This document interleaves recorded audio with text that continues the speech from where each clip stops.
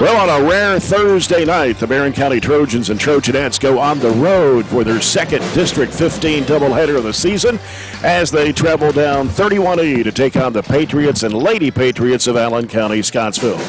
Hi, everybody. It's Jay Turner alongside Robert Bauer. Jake Norris is our studio producer with Aaron Russell providing the live stream.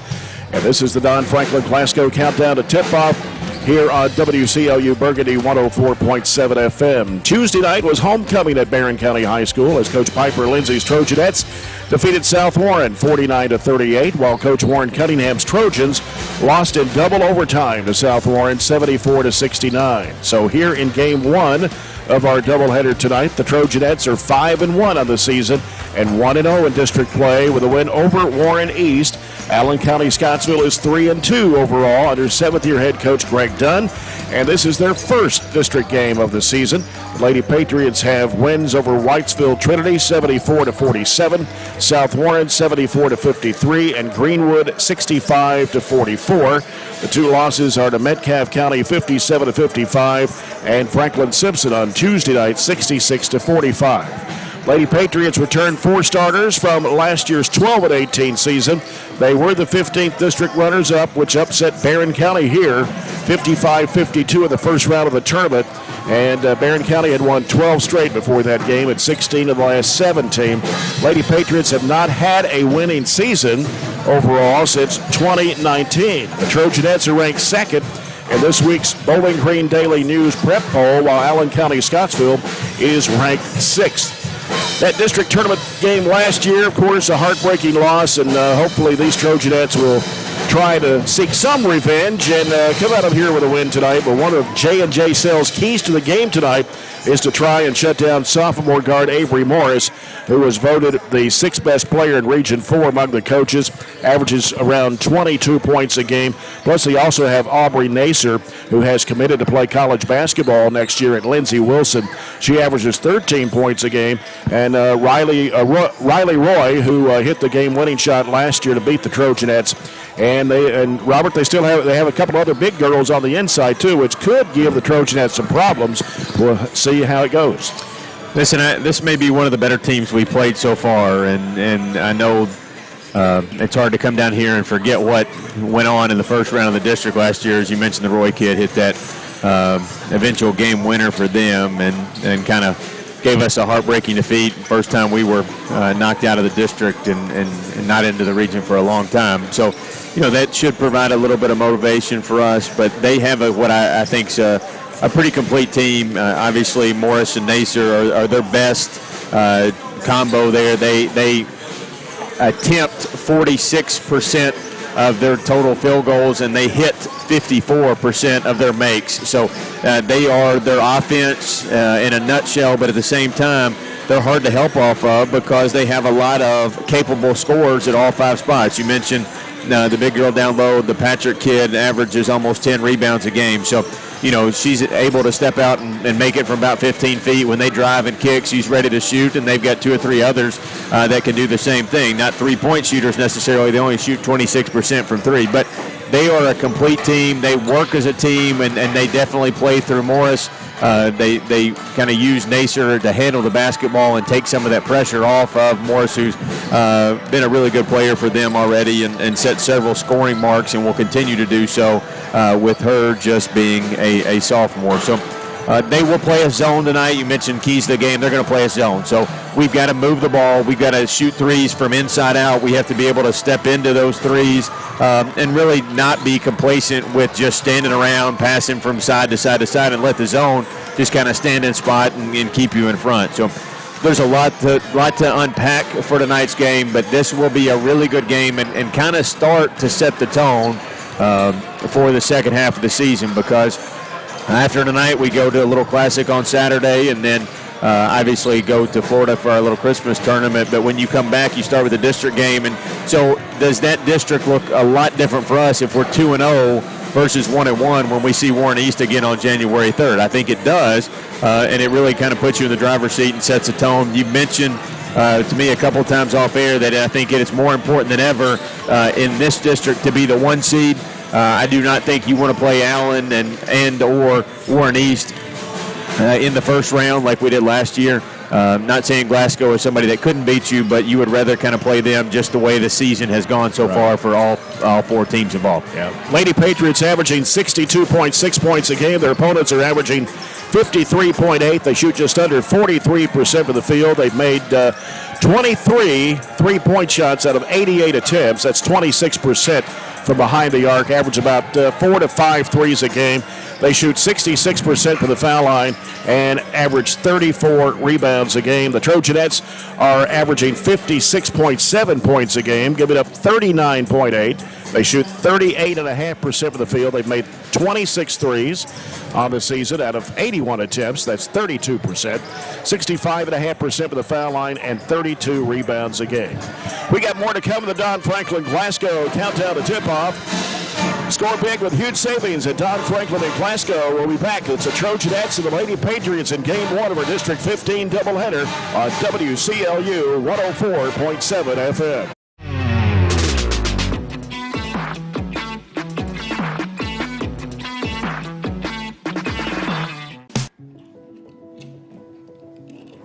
Hey, son, what you doing? Daddy, I'm gonna own a dealership one day. All right, I'll dream with you.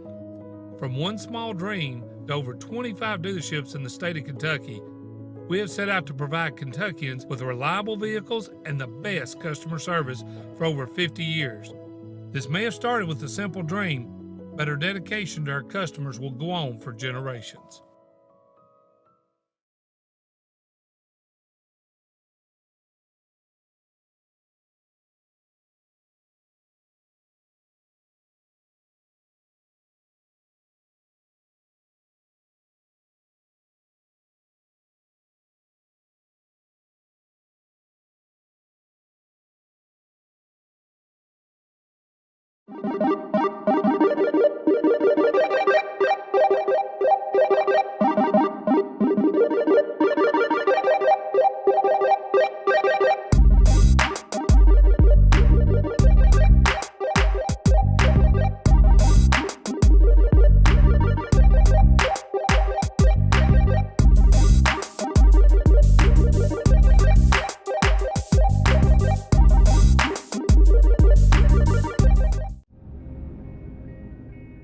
So Aero Safety is an international safety consulting company based right here in Glasgow, Kentucky. We offer a wide variety of services, ranging anything from safety training to administrative services like policy procedures. It's any manufacturing, any industry around our area, we can apply that. And we can also make everything site-specific to the customer. So we make sure we're incorporating the company's policies, procedures, applicable hazards, equipment, things like that, that it's making it more relevant and engaging for the customer. Aero Safety is here to keep your employees safe and keep your business headed in the right direction. Jay Turner with Robert Bauer back here at Allen County-Scottsville High School as we get set for this 15th District doubleheader. Game 1, the Trojanettes and the Lady-Patriots. Only a handful of games on the area's schedule tonight, being a Thursday night. Most everybody plays on Friday night. But there is one big district doubleheader going on. That's in the 15th, of course. It's Glasgow hosting Warren East tonight. The Glasgow girls, of course, have not played a district game. This will be their first. This will be Warren East's second, which they lost to the Trojanettes, so they go in at 0-1. Over on the boys' side, Glasgow's first district game. It'll be Warren East's second district game of the season. They're 1-0 right now in district play. We'll keep tabs on that game. Chase Landrum has the broadcast over on our sister station, WCLU for the 103.1 WCLU Blue. Bowling Green boys taking on McMinn Central, Tennessee, down in Pigeon Forge tonight. Warren Central boys took a long trip to Hurricane, West Virginia. Let's see, Warren Central girls at Wrightsville Trinity, Todd Central girls at Christian County, and the only other game going on in the region tonight besides this one and the Glasgow Warren East game is Cumberland County girls hosting Campbellsville tonight. That's the look at the area schedule brought to you by Aero Safety, and we'll come back with the starting lineups of tonight's game between the Lady-Patriots and the Trojanettes after this timeout. This is Barren County basketball on WCLU Burgundy 104.7 FM.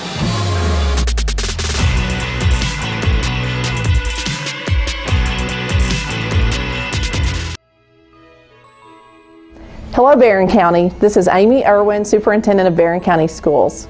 As we celebrate the holiday season, we want to take a moment to reflect on the incredible year we've had. From the achievements of our students to the dedication of our teachers and staff, Barren County Schools continues to shine. This season is all about gratitude, togetherness, and hope. On behalf of our entire district, I want to thank our families and community for your unwavering support. You make all that we do possible. Merry Christmas. Hi, I'm Shelley Gross, the chair of the Barren County Board of Education. The heart of Barren County is our people, our students, teachers, staff, and families. During this season of giving, let us remember the importance of kindness, compassion, and supporting one another. From our Board of Education to each and every one of you, we send our warmest wishes for a wonderful holiday season. Merry Christmas and Happy New Year from Barren County Schools.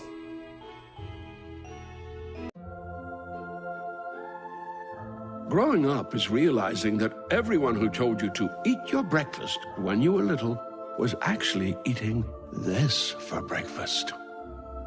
It's your turn to take your place at the breakfast table and savor the taste of culinary independence with freshly toasted bagels at McDonald's. Indulge in the breakfast you've always wanted and start the day off the right way, your way. Ba-da-ba-ba-ba.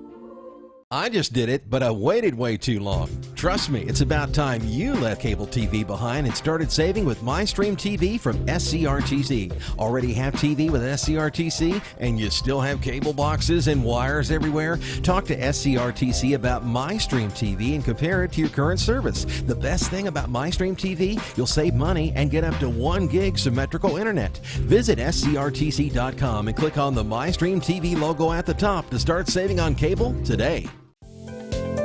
At Kuzma Family Dentistry, we specialize Main Street in Glasgow for the Allen County-Scottsville Lady-Patriots under 7th-year head coach Greg Dunn. 76 wins, 93 losses overall. His assistants are Gary DeWitt and Chris Roy. They'll start Avery Morris, number 10, 5'7" sophomore. She was voted the number 6 best player in Region 4 by the coaches.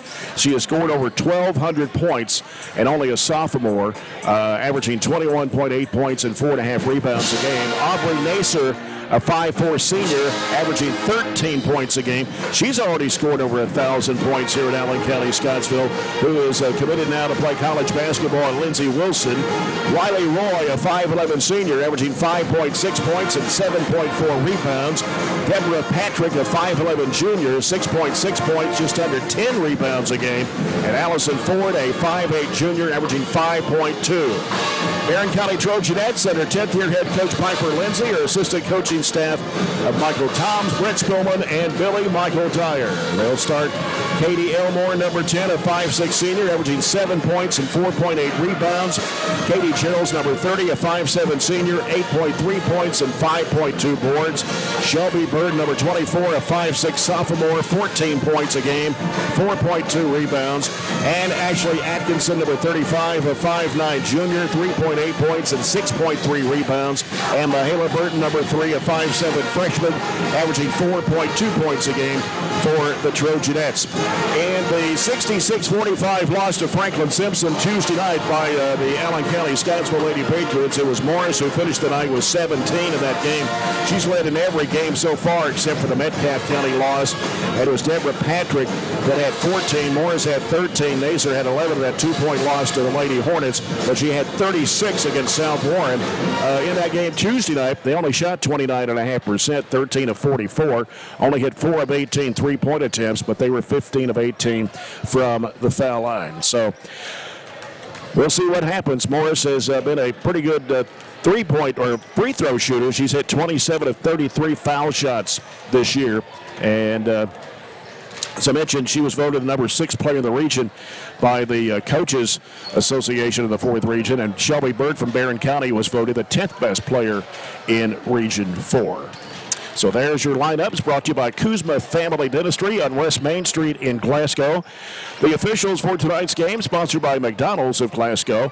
Our officials tonight are Chris Reeder, Tony Franklin, and Jamian Bailey. And we'll have the Farmers RACC Jackie Browning Memorial opening tip-off at our first quarter of action tonight here from Allen County-Scottsville, brought to you by the People's Bank, working for you. Well, we're almost all set to go tonight. We know kind of the task at hand, if you will. Morris, to even go back to last season, you mentioned she's led them in 4 or 5 games so far. She led them in 26 of 30 last year. So she's really, as we've already said, their go-to person. We need to do a really good job focusing on shutting her down and making others beat us. Can they? Yes, they can. But we're going to have to find a way also to score a ton of points against their zone, and it's all about getting off to a good start. Yep. Of course, in the game against South Warren on Tuesday night, Shelby Bird had 16 points in that game. Trojanettes shot 31.6%, 18 of 57, with 5 of 15 from three-point land.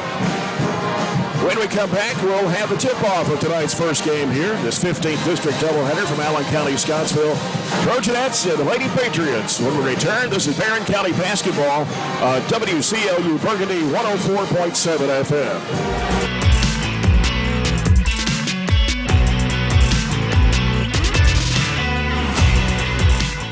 Hey, Lindsay, it's turned cold. Well, Billy, that means it's time to fill up everyone's propane tanks and wish everyone a Merry Christmas. Yes, we want everyone to enjoy the holidays and stay warm. To change the subject, Billy, our new location reminds me of the Polar Express. Just think, if the Polar Express rolled down the tracks and stopped at Southern States on its way to the North Pole. Well, we are just across the railroad tracks in Glasgow. It could happen.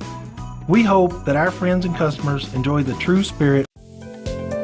At Kuzma Family Dentistry, we specialize in changing smiles and changing lives.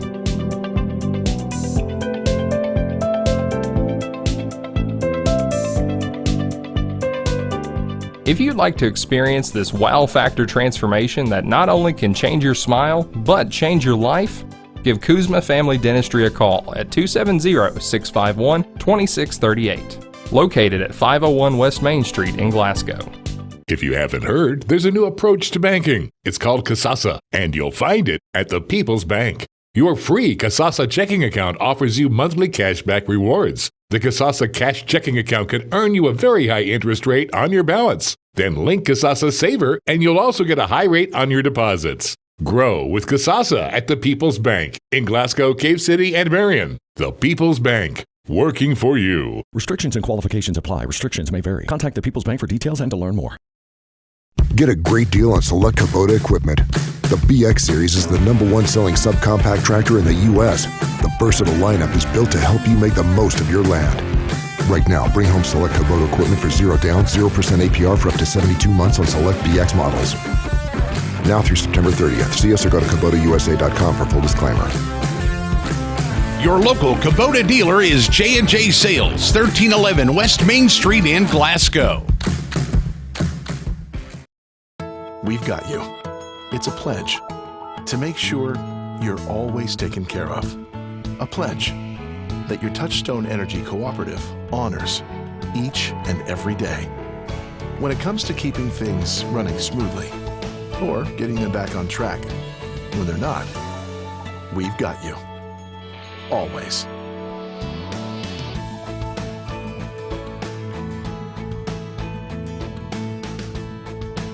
Are you looking for high-quality, cost-effective, and highly visible advertising?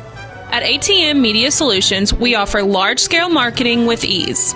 We have 4 LED billboard locations: Highland Pharmacy in Sonic, the intersection of 31E and Trojan Trail, Highway 90 East, Burkesville Road, and our newest location in front of Gondolier. Call 270-629-4542 to get a quote today. ATM Media Solutions. Advertise with ease. Burgundy numbers and letters outlined in gold. Barren County scripted across the front of their jerseys. Allen County, Scottsville down to our left. Their home white uniforms, and they're trimmed in blue and red. Blue numbers and letters outlined in red. And you're following our broadcast here tonight on WCLU Burgundy 104.7 FM, Glasgow, WCDS 1230 AM, Glasgow, and online at WCLUradio.com/Trojans-Sports. And we're on YouTube live stream tonight as well. Glad you could join us here on a Thursday night. We'll be off tomorrow night, but we got plenty of basketball to talk about for Saturday coming up later on. The Trojanettes will be at Elizabethtown at 1 o'clock Central Time against South Oldham. The guys will go to Ohio County that night. We'll have both games here on the radio. And here's Jamie and Bailey tossing it up for the jump ball, and it's controlled by the Trojanettes. Here's Burton on the left side. Gerald's open for a three, and is no good. And the rebound comes off to Roy for Allen County-Scottsville. Gets with the basketball to Morris. Here's Morris with a crossover left, goes inside, flips up the shot, and lost it out of bounds. Tried to split the defenders and kind of lost her balance. She can shoot it, but I think her first inclination is to drive it, and that's one of the rare times you see her go to the left. She really prefers to be on the right side of the floor. Diagonal pass, Bird inside. Here's Elmore breaking to the bucket, and she puts it in. And it's 2-0. What we got? Jump ball, possession going to ACS. Half a second more, and Shelby would have ripped it away. Good job getting a trap over there in the deep corner as soon as she caught it. And a 1-2-1-1 zone court press applied for the Trojanettes as they lob it off to Ford. Here on the near side is Nacer, breaks to the middle, throws it off the left side to Morris. Morris pulls up, and she may have walked with it there, but got away. Missed the shot anyway. Here's a baseball pass too far, too wide for Atkinson. Out of bounds, back to ACS. Gives us a chance to set up because it's a dead ball turnover. And back in the pressure. Oh, it comes into Nacer, lobs it back to Ford. Left side it goes to Morris. In the middle goes to Patrick. Fires it down low, and they're wide open. Shot put up and in. That's actually Patrick with the bucket. Yeah, won't be able to stay in the press long if we're not able to actually get a trap, and they get easy layups like that. And they're going to zone it here. 2-3 zone by the Lady-Patriots. Right side it goes over to Atkinson. Down to the corner to Bird. Bounce pass in there to Gerald. Turnaround 8-footer is good. Screen there by Katie Elmore allowed Shelby to get to the short corner, and then for Gerald to break in front and for the open layup. 4-2. Barren County looking at a trap. It goes to midcourt to Ford. Over goes to Nacer on the right side. Pulls up, shoots a high arching three that's short off the right side of the rim. Gerald's will let it go out of bounds. It'll be Barren County's basketball. They're not the best three-point shooting team. No, 26%, 23 of 88. Especially like when they shoot the dribble in instead of off the catch so they can step into it. Here's Atkinson. She's open from 18 feet. Nails it. That was a dribble in, tough shot. She had to catch it and bounce it and then step into it, but kind of reset herself all in one motion. So it's 6-2 Trojanettes. There's Ford. Gets it across the midcourt line. Stops looking at a trap. Had it batted away. Loose ball at midcourt, and it's scrambled. Jump ball.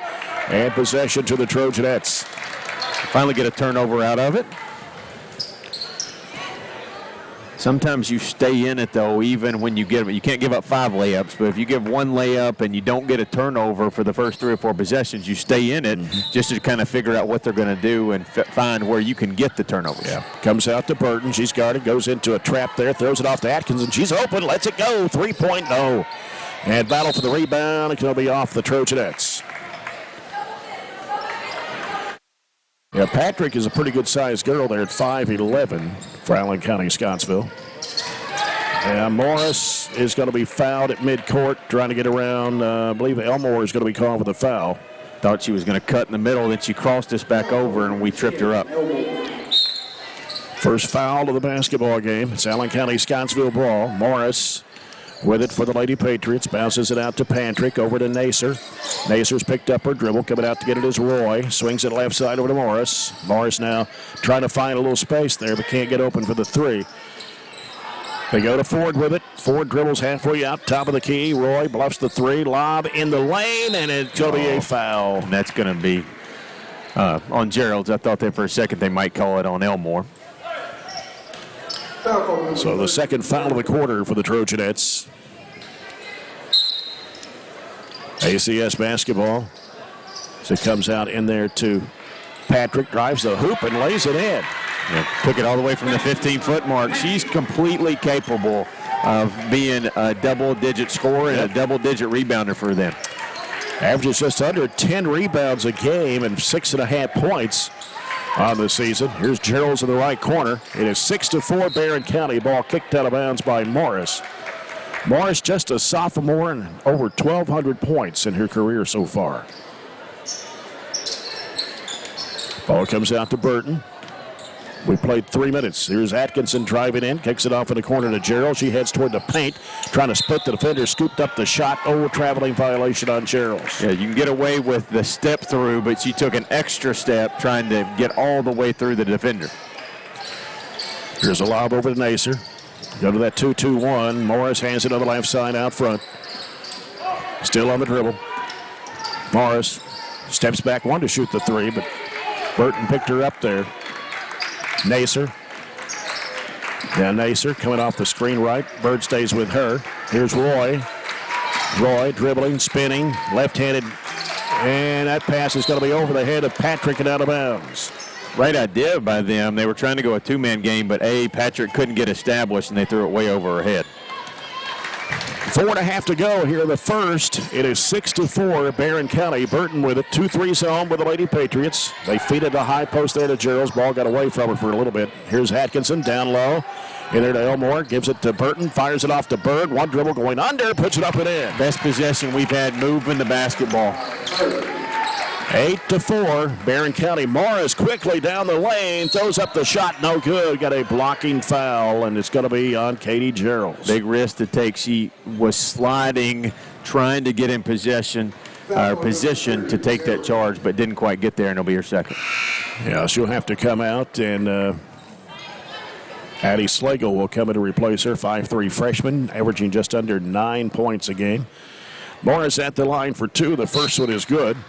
77% foul shooter. No, 81.2. I was going to say pretty much automatic, isn't it? Yeah. Yeah, 81.8 as a matter of fact. So that's 28 of 34 foul shots for Morris on the season and hits them both. 8-6 Trojanettes. As Burton brings it across the line for Barren. As they stay in that zone. Here's Slagle deep on the right side. Oh, dangerous pass. Was tipped away in the backcourt by Nacer, caught by Atkinson. Back to Slagle. They feed it inside there to Bird. Goes up in a lot of traffic. No good. Got her on rebound. Goes back up strong. No, but a foul. And they're going to put this one on Patrick, I think. That'll be her first and the first foul of the basketball game against the Lady-Patriots. Slagle made a mistake, got away with it, just a looping pass against that long zone. Second pass she made was a little more zip on it, got it to the middle, which freed Shelby up for a couple attempts at it. First one is good for Shelby Bird, 76% on the season. From the foul line, and hits them both. We'll drop out of the press now, halfway through the first quarter. 10-6, Barren County, 3:40 to play, opening quarter. Nacer picks up her dribble. Hands it off to Morris, almost knocked away there by Bird. Morris splits the defenders and puts it up and in. Elmore tried to stay with her, couldn't do a whole lot with the foul already. Didn't want to pick up her second. Atkinson driving, throws it up and tried to draw the foul, nothing there. Here come the Lady-Patriots with Morris. Pulls up, dumps it down to Patrick, and she puts it in.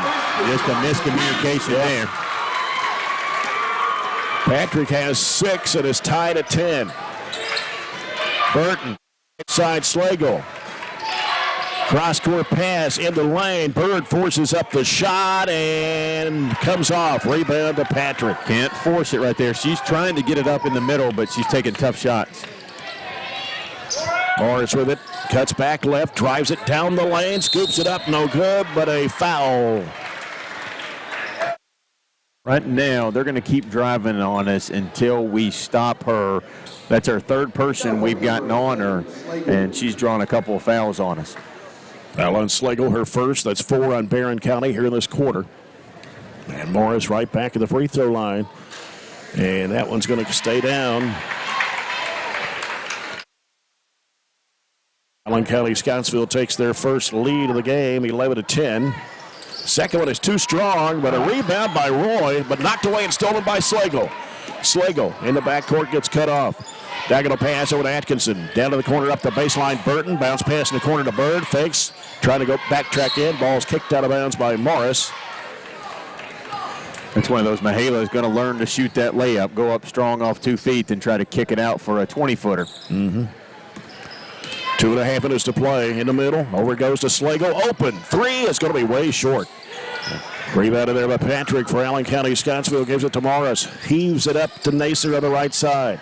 Nacer in the middle to Patrick. Patrick throws it back out to Nacer.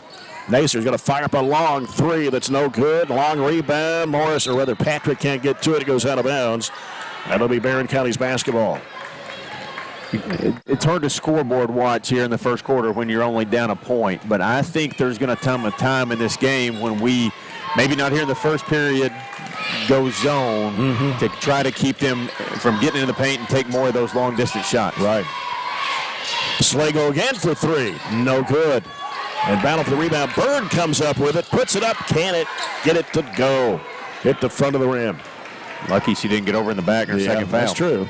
Here's Morris driving in underneath and hits the bottom of the backboard. They get control of it again. Shot partially blocked. Patrick throws it up, no good. And rebounded by Shelby Bird. Ahead up to Atkinson. Atkinson, bounce pass is going to be kicked out of bounds and went off the foot of Burton.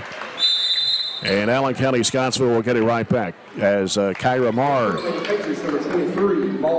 5'9" junior, checks into the Lady Patriot lineup. She comes in for Riley Roy. So first substitution for the Lady Patriots. Here's Nacer with it on the left side.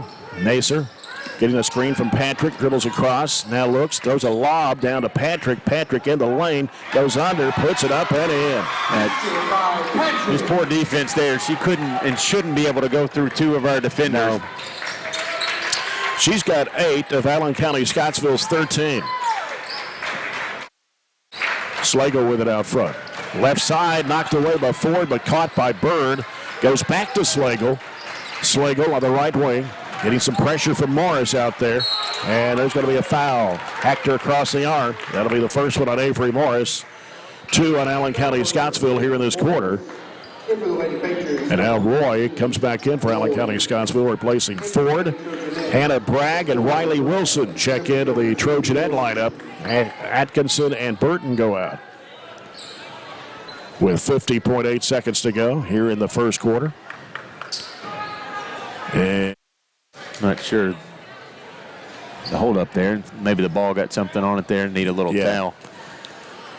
Might have been some water spilled over there or something. And I tell you, I saw this at Greenwood, or I thought this when we watched them play Greenwood the other day, but you get a lot of focus on Nacer and Morris for the right reasons, but their most improved player is easily Patrick. She may be the most improved player in the whole region. She's doubled her rebounds, more than doubled her rebounds, more than doubled her points. And I think she's a really big factor for them being a good basketball team. Down to 48 seconds to go in the quarter. Here's Bird on the right side. Bounces it out to Slagle. Slagle gets covered up there. Oh, dangerous pass. Out of bounds. I'm going to say one off Bird's shoulder as Marr got a hand on it before it hit Bird on the shoulder. It's out of bounds to the Lady Patriots. We're just throwing it around the perimeter. We're not attacking at all. It's easy to play defense against that zone offense. And it's Morris with it. They set a screen. They go down to Patrick again, and she puts it in. Well, we got to go zone. We are not defending well at all, and they've got a lot of answers.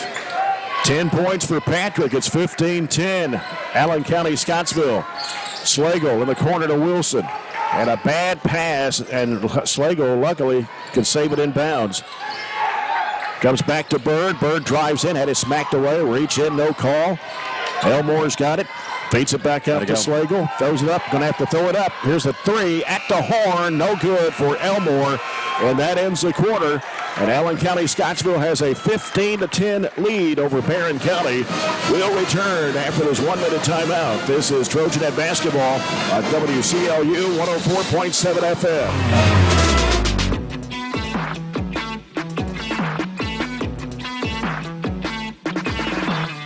If you're ready for all Christmas all the time, tune to Santa 102.3.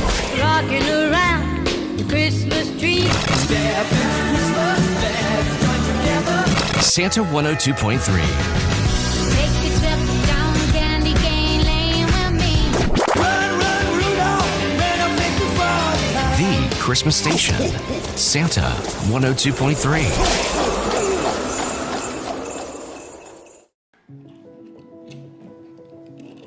Hey, son, what you doing? Daddy, I'm gonna own a dealership one day. All right, I'll dream with you.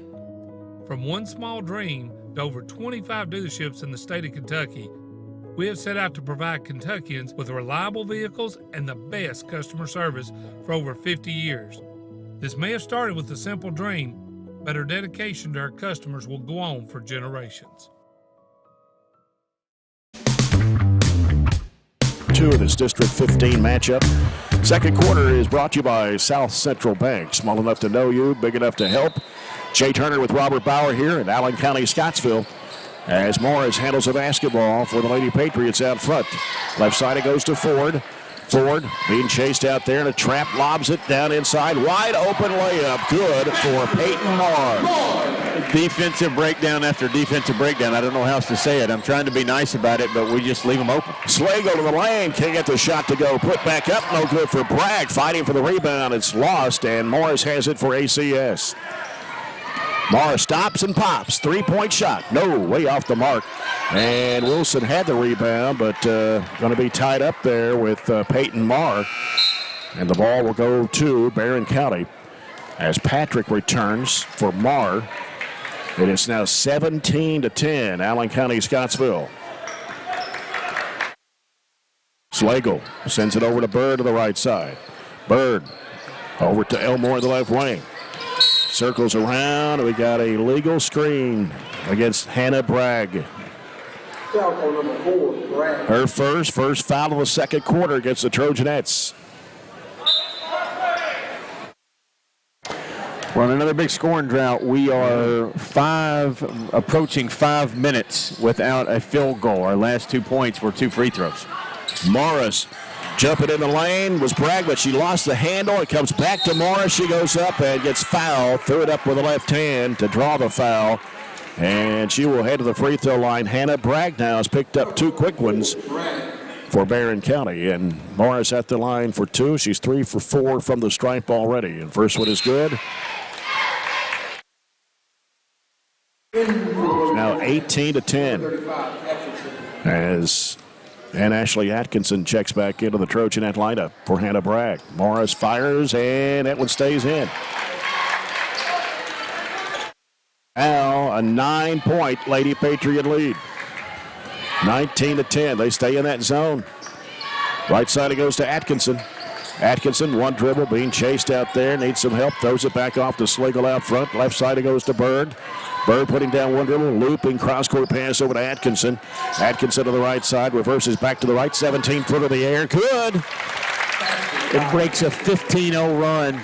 We had it 10-4. And now it's 19-12. 6.5 minutes to play here in the second quarter. As Morris has it, sends it over to Nacer. Nacer off the screens, picked up her dribble. Slagle putting the pressure on her. Ball almost knocked away. It is. It's taken. It's Katie Elmore to the rack. Lays it in, and a foul on Roy. Kind of a nonsense foul there by Roy. Didn't even affect much of the play. But we'll take an and one opportunity. A great ball pressure. Much better defense that time on the pick and roll. Wilson just kind of showed herself, but Slagle really got on Nacer, and then the passing lane was disrupted by Elmore. Free throw is up. It's good. Katie Elmore with her 5th point of the game, and that lead is cut to 4 now at 19-15. Their largest was 19-10. Comes out to Nacer. Nacer off the left side to Ford. Ford circles around to the right side and hands it off to Morris. Shelby Bird guarding Morris. Bounces it off to Patrick now. Wilson guarding her. Patrick wants to drive on Wilson. Spins back left, up and under, put up, no good, and the rebound knocked loose, but Slagle has it for Barren. Ahead up to Atkinson. Atkinson on the dribble. Slides it in there to Bird. Bird in the corner to Wilson. Fires up the shot, no. About 17 feet away. Morris with it for ACS. Steps back, now a little head fake, steps back again, can't shoot. Gives it off to Nacer. Nacer cutting back left, throws it up a left hand, partially blocked. Atkinson's got it for the Trojanettes. She's on the run. Got a 2-on-2 break. Atkinson takes it to the basket. Looked like a foul there, but no call. There was some body contact on that one. Morris with it for ACS. Over to Nacer. 4:55 to go in a half. 19-15, Lady-Patriots. As pass goes into Patrick. Wilson trying to tie it up on her. Here's a three out of the corner by Ford. No good. Long rebound at the free throw line is Atkinson. Fires it up to Slagle. Slagle going in for the layup. It is blocked out of bounds by Ford. It's all right. Our defense has been much better. We made a couple of switches there on personnel-wise, and we have guarded the pick and roll and kind of sunk down in the lane to keep them from rolling Patrick to the rim. Ball comes out to Burton. Ball was deflected, but caught by Atkinson. Off the left side, Slagle. Slagle throws it across over to Burton. Burton on the right side, out top Atkinson. Swings it left to Slagle, trying to go baseline. Back in the corner, goes to Burton for three. Got it! Just getting ready to say we got to be ready to shoot it. Mahela passed up an open shot. We swing it back around the drive and kick for our first out of 6 attempts at a three. And that's the first Hatcher and Sadler Funeral Home three-point shot for the Trojanettes to cut the lead to 1. 8-0 run by Barren here. 4:08 to play in the first half. Morris with it out front against Shelby Bird. 4 minutes to play. Halfway through the second quarter. Morris wanted to take Bird one-on-one. Here's the lob down to Patrick. Turns back left. Trying to split the defenders. Flips up the shot. No good. Rebound put back up, and it will not count. She traveled. It's very clear, and you don't have to watch a whole lot of basketball. Her go-to move is an up and under. You just got to stay on your feet through the first one and slide your feet, and she doesn't have a whole lot to go if you don't go for the fake. Listen, McFall is checked into the Trojanet lineup of 5'4" junior. On the left side of the corner goes to Wilson. Back to McFall. Out front now to Burton. Over to Slagle, back to Burton, swings it back to McFall, and a high post there to Bird. She gets hammered in there by Morris. And that's number 2 on Avery Morris. 3.5 minutes left here in the second quarter. They probably let her play through that, and they're not going to take her out. Comes in to McFall. The shot won't go on the baseline. Bird, the offensive board, back up no good, but a foul. Big offensive board there. Foul is on Ford. That's her first. Number 3 of the Lady-Patriots here in the quarter. Shelby Bird for 2. The first one is good, and she's now 3 for 3 from the stripe, shooting at 76% from the line on the season. Mars is going to come out. And they say they brought in Addison Law, a 5'4" junior. And the second free throw is in and out. Rebound comes off to Patrick. On the right side, Roy, 3-point attempt is short. Ball hits the floor. It bounces off Nacer and out of bounds. Got to go get it. In for the Lady-Patriots, number 10, Elmore. In for the Lady-Patriots. Marr back in for Allen County-Scottsville. She'll replace Ford. Shelby Bird's going to get a little break here with 3:14 to go. We have tied the game, a 9-0 run after trailing 19-10.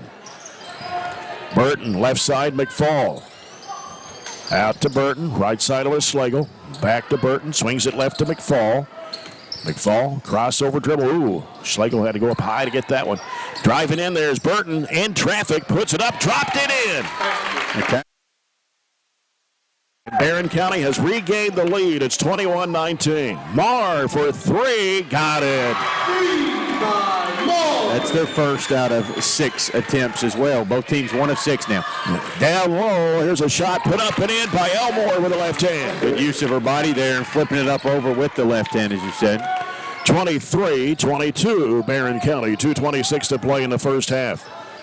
As Nacer gets rid of the basketball over to Law. Law over to Nacer. Goes to Marr with it on left wing. And now ball batted up in the air, but regained control. Here's Nacer over to Marr. Marr trying to go baseline. And we have got an offensive foul on Marr. Barely threw out the forearm, and it'll be the 4th team foul on Allen County-Scottsville here in the second quarter. As Morris returns to the court, she'll replace Law. They'll do as much offense-defense substitution as they can and just really isolate her on defense to keep her away from the play.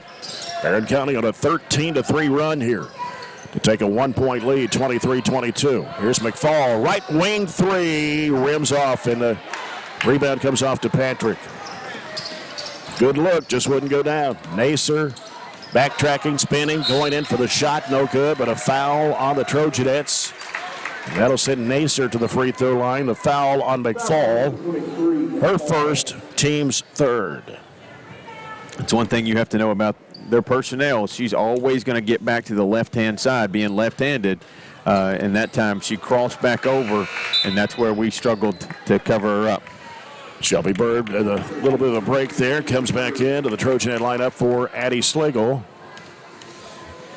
And a second shot for Nacer. She missed them both. Ball's chased down. Elmore's got it, taking it all the way up to the court on the mid-court side.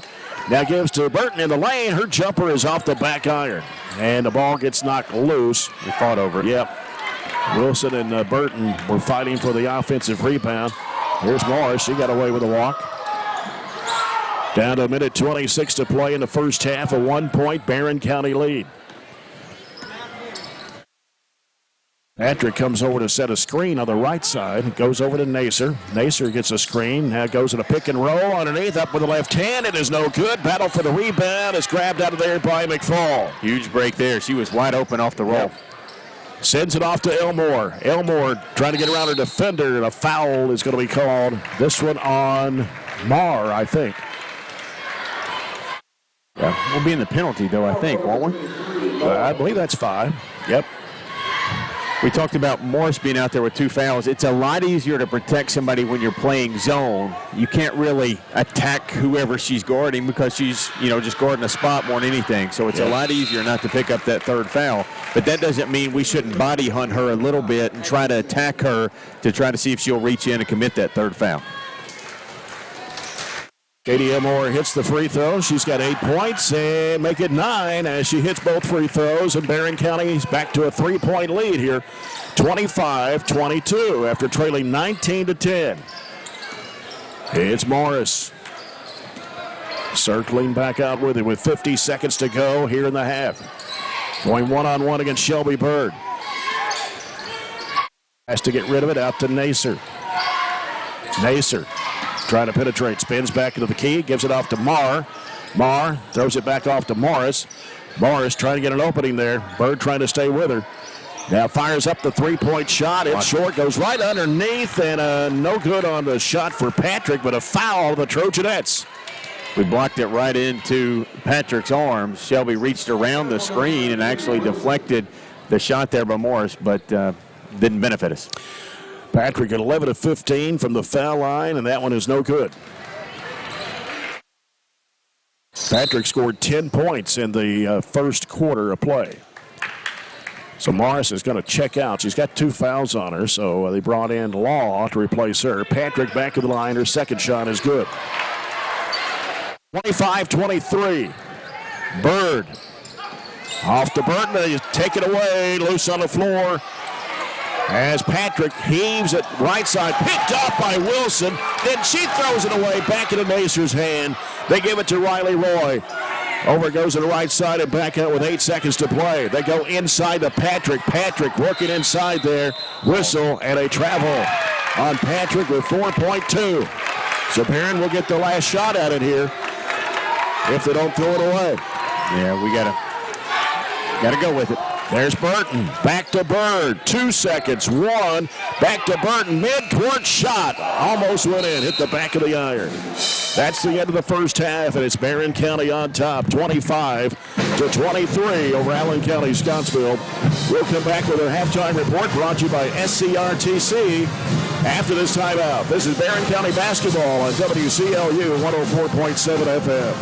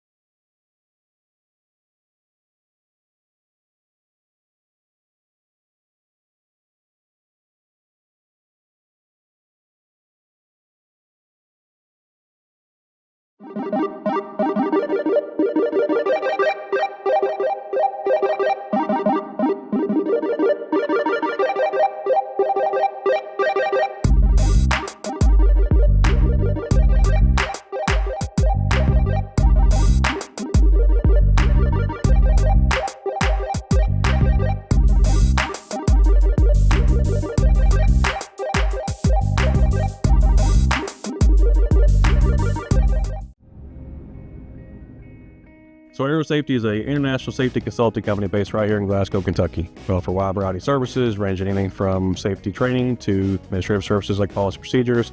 It's any manufacturing, any industry around our area, we can apply that. And we can also make everything site-specific to the customer. So we make sure we're incorporating the company's policies, procedures, applicable hazards, equipment, things like that, that it's make it more relevant and engaging for the customer. Aero Safety is here to keep your employees safe and keep your business headed in the right direction. Hello, Barren County. This is Amy Irwin.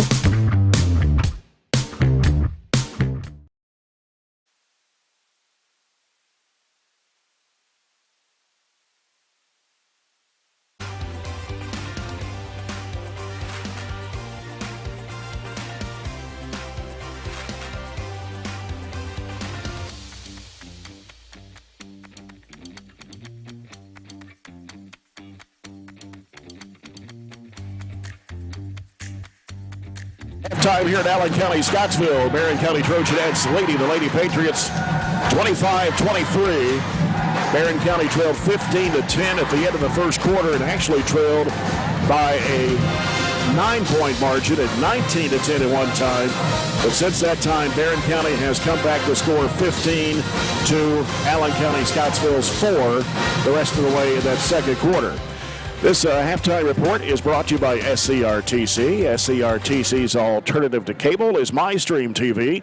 Switch today and save on your cable bill as we take a look at the halftime stats presented by Riley Dental Group. At, Allen County Scottsville first half had 8 field goals, one of those a 3-point shot. They were 6 of 10 from the foul line. They've only had 3 players to score. It's Deborah Patrick leading the way for Coach Greg Dunn. She scored 10 of her 11 points in the first quarter, held to just a free throw in the second quarter. Avery Morris has 7 points, only 1 field goal and 5 of 6 from the foul line, and a 3-point shot from Kyra Marr, and that's all the scoring. Aubrey Nacer went scoreless. Riley Roy went scoreless. Allison Ford also went scoreless. 3 of the 5 starters, and the 2 off the bench, Addison Law and Peyton Marr. Marr actually picked up a field goal there in the second quarter of play for her 2 points, so actually 4 Lady Patriots have scored in the first half. Barren County with 9 field goals, one of those a 3-point shot.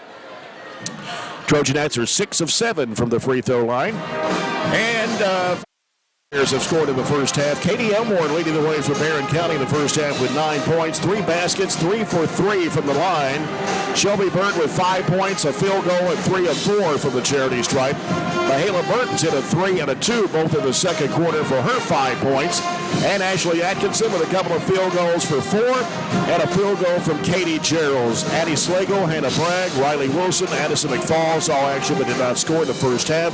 The foul situation has Avery Morris with 2 for Allen County Scottsville, and for Barren County, Katie Geralds, who picked up 2 there early in the first quarter and set out the rest of the half. All right, I've got us 9 of 27 from the field there in the first half for 33%. So we made a third of our shots, but only 1 of 8 from 3 for 13%. We did make, as you said, 6 of 7 free throws. Allen County, 8 of 23 from the field, just a little better percentage-wise, but 1 less make. They were 35% from the field, 1 of 7 from threes. Both teams' three-point efficiency was not very good. Just 2 threes made between the 2 teams. When you look at individual stats, we can break it down a little bit further tonight. You mentioned Patrick leads the way. She's 5 of 8 from the field. That sounds, like we need to focus a little attention on her. I will take that all day long if it means this. Aubrey Nacer has not made a field goal. She's 0 of 3. And Avery Morris is 1 of 7. She does have a few points at the stripe. She's 5 of 6 at the stripe, but she only has 1 field goal. So that means, we're trying to spread her fouls away, make her really earn them, but she's not getting anything easy. They are getting offensive efficiency off of their pick and roll game. We have to do a better job communicating who's going to roll, who's going to hedge, who's going to kind of have what responsibility when somebody comes up and sets a screen. But overall, Abby not Abby, I'm sorry, Katie Elmore and Shelby Bird have done a really good job. Those have been the main two on Avery Morris. They've done a super job really defending her. And at some point, I don't know if you think this or picked up on this, I think she's actually looks like she's frustrated. And, you know, that kind of gets you some wins on the end.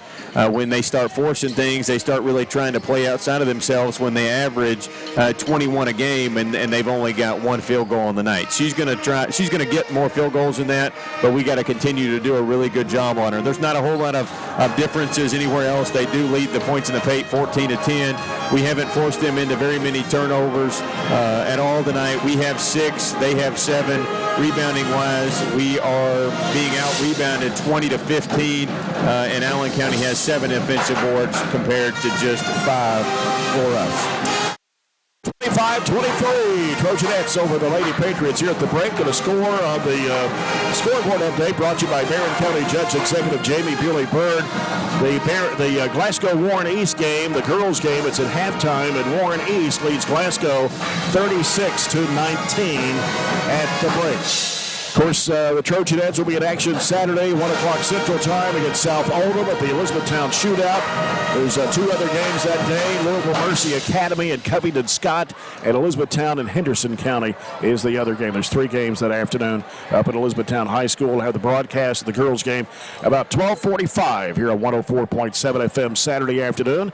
Once we leave Elizabethtown, we drive all the way to Beaver Dam, and the Trojans will be in action at Ohio County, and that's a JV varsity doubleheader. We'll have the varsity game for you about 6:30 on Saturday night from Ohio County. Well, we're coming back with the third quarter of this one, brought to you by Extreme Health Club and ATM Media Solutions. Trojanettes 25, Lady-Patriots 23 on WCLU Burgundy 104.7 FM.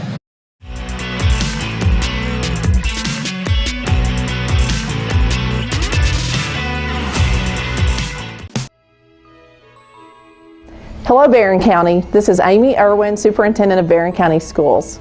As we celebrate the holiday season, we want to take a moment to reflect on the incredible year we've had. From the achievements of our students to the dedication of our teachers and staff, Barren County Schools continues to shine. This season is all about gratitude, togetherness, and hope. On behalf of our entire district, I want to thank our families and community for your unwavering support. You make all that we do possible. Merry Christmas. Hi, I'm Shelley Gross, the chair of the Barren County Board of Education. The heart of Barren County is our people, our students, teachers, staff, and families. During this season of giving, let us remember the importance of kindness, compassion, and supporting one another. From our Board of Education to each and every one of you, we send our warmest wishes for a wonderful holiday season. Merry Christmas and Happy New Year from Barren County Schools.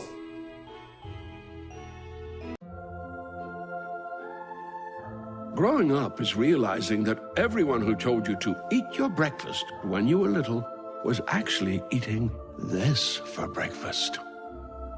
It's your turn to take your place at the breakfast table and savor the taste of culinary independence with freshly toasted bagels at McDonald's. Indulge in the breakfast you've always wanted and start the day off the right way, your way. Ba-da-ba-ba-ba. Hey, Lindsay, it's turned cold. Well, Billy, that means it's time to fill up everyone's propane tanks and wish everyone a Merry Christmas. Yes, we want everyone to enjoy the holidays and stay warm. To change the subject, Billy, our new location reminds me of the Polar Express. Just think, if the Polar Express rolled down the tracks and stopped at Southern States on its way to the North Pole. Well, we are just across the railroad tracks in Glasgow. It could happen. We hope that our friends and customers enjoy the true spirit. Reliable. As we get the second half underway, the Trojanettes 25, the Lady-Patriots 23. Very much a game of runs there in the first. We took a 10-4 lead, and then Allen County responded with 15 straight points to go to their largest lead at 19-10. We then responded with 9 straight to tie it back up at 19. Allen County-Scottsville has the basketball to start the second half. It comes out to Ford. Ford looks inside, goes to Patrick, but Gerald's on her. Back around the perimeter left, it goes to Morris. Morris looking. And Riley Roy posted up down there wanting the ball, but they didn't get it to her. Here's Nacer back over to Morris on the left wing. Now Morris trying to get open for a three. Here's a lob down to Patrick. Patrick gets cut off in there. They go to Ford. She throws it up. No good. Rebound comes off to Atkinson. Atkinson with a crossover move. Right side it goes to Elmore. She throws it up and in, and a foul. Gerald's kind of inadvertently set a screen which blocked off Patrick just long enough for her not to see Elmore cutting to the rim, and it wasn't pretty by any means, but Abby is having Katie is having quite a game tonight, leading us so far in scoring. Free throw on the way. It is too strong. Rebound, Bird. One dribble. Back up, no good. Trying to get her own rebound again. Tapped around, and Patrick comes down with it for ACS. Been nice to have that put back. Yep. Here's Morris. A little head fake. Drives in. Throws up the shot. Too strong against the glass, but we're going to have a foul, and it will be on Burton. Mahala Burton, her first personal, first foul of the third quarter. Barren County now with a 4-point lead. It's 27-23. Morris will put it up no good. She's now 5 of 7 from the charity stripe. I think that's her second miss, uncharacteristic of her. Second one is up and in there. It's her 8th point. It's 27-24. Barren County with a 3-point lead. Shelby Bird working around, pulls up with a shot, not there. Offensive rebound. Gerald's had it knocked loose, and then Elmore gets tripped up but got rid of the basketball to Burton. Fires it off to Atkinson. She goes up, shot goes down, and a foul. There's been nothing textbook about our two makes here in this quarter, but sometimes you just got to make tough shots, and we get another and one opportunity here, both off of right side layups. And now 4 Lady-Patriots have 2 fouls. Here's Atkinson's free throw. It's good. We'll just drop back. We're not showing that diamond press that we showed earlier. And it's back up to a 6-point lead. That's been the largest for the Trojanettes. They led 10-4 at one time. It's 30-24 Barren County. Here's Nacer. Gets rid of the basketball to Roy. Swings it left side to Morris. Morris fires up a 3-point shot that's off the mark. Burton with a rebound for the Trojanettes. Let's see if the Trojanettes can extend the lead here.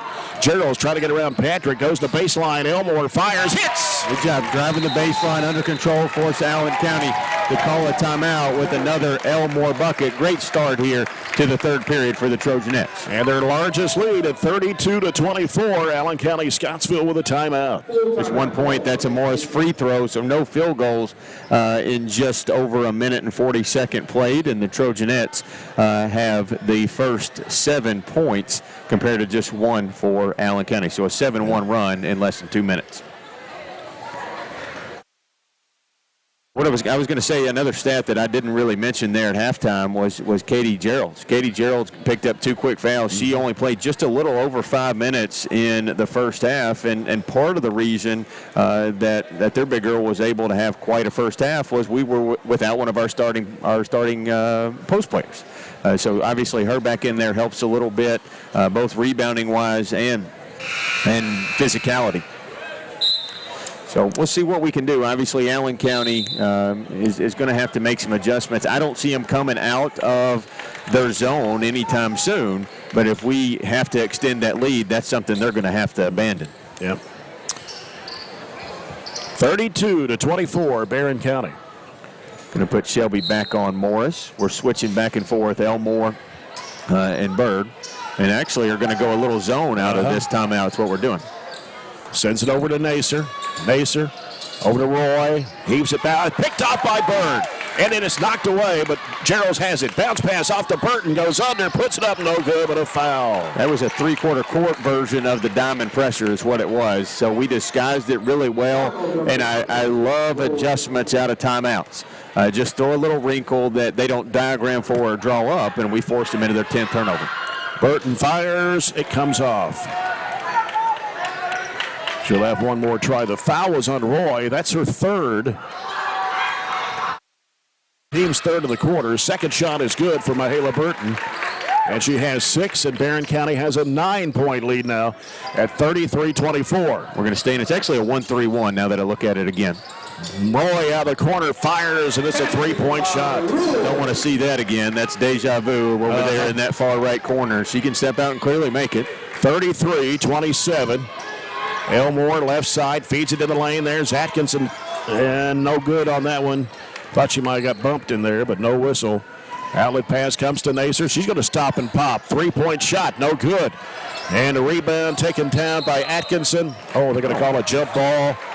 Possession goes to Barren, but should have been a foul. Yeah, that's a weak jump ball. We'll still get the possession. So it comes into Burton. Burton sends it over to Atkinson. Now Atkinson fires it off in the corner to Bird to the right-hand side. Down low, here's Elmore underneath. Oh, Gerald's was on the inline when she caught it. Yeah, trying to reset herself. She was setting a screen for Elmore in short space, and we're going to get a quick timeout. This timeout brought to you by Scooters Coffee with 5:14 to go here in the third quarter.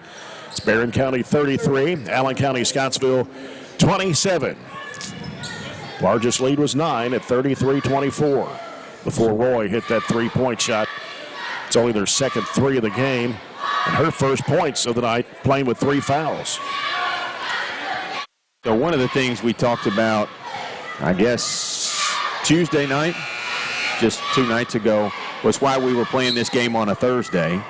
And it all boils down really to the schedule, because a lot of these Christmas tournaments start tomorrow, and if you want to do a pre-Christmas tournament, you really have to do some version of Friday, Saturday, Sunday, Monday if you're in a 4-game deal, because Christmas Eve is on Tuesday. So I think their boys are actually in a Christmas tournament tomorrow, maybe the Edmonson County one. So that's why we're playing tonight instead of tomorrow. It's that Caveland Classic, I think, that they have yearly over at Edmonson County.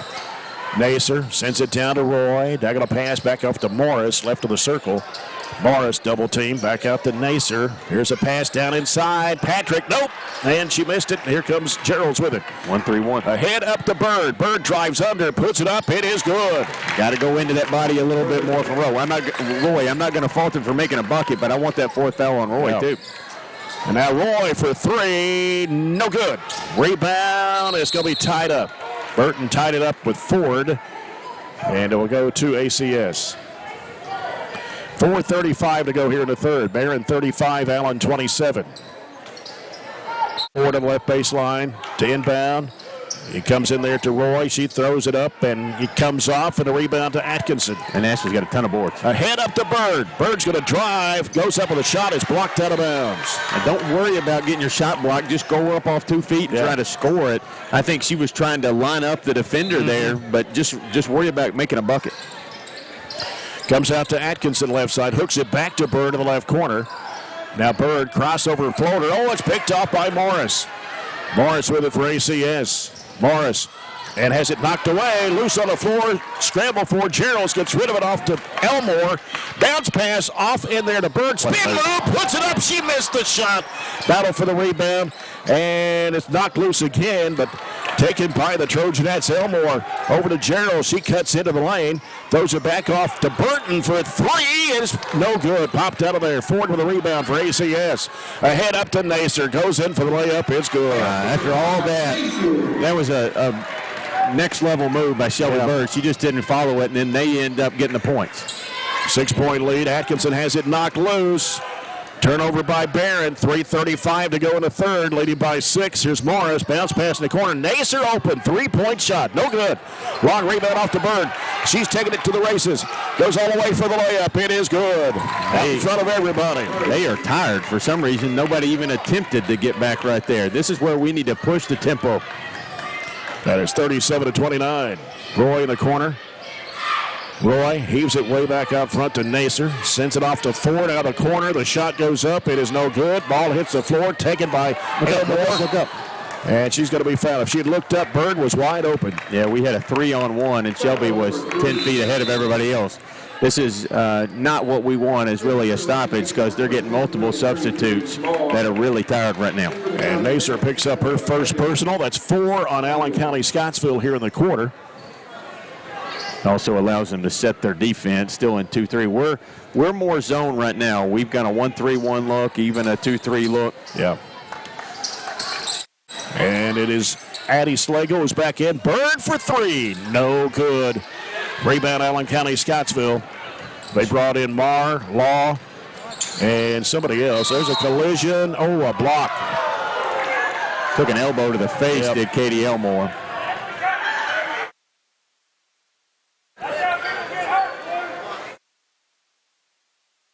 Elmore is still down on their back, and just again, I don't know how that's not a charge. The girl, that's a reviewable play in college basketball is what it is. And if you go to the head or the neck area, then you're going to get probably a flagrant one upgrade is what that is. So watching the rebound or watching the replay, that's what I see. So she's played really well for us tonight, Jay. She had leading scorer honors at 13 points. halftime. Yep, 13 points in the game. Instant replays are brought to you by the Glasgow Electric Plant Board. I guess you bring up bad memories. Last time we had an injury like that, Abby Varney, who was actually here tonight, took a tough shot to the face and ended up having some stitches after the fact. Mm-hmm. She'll have to sit for a minute. I don't know if they have a trainer. I don't know if Dwayne's here tonight, but we'll have to get her looked at before she can get back in. Morris is at the line for two shots. The first one is good. It's her 9th point. It's 37-30.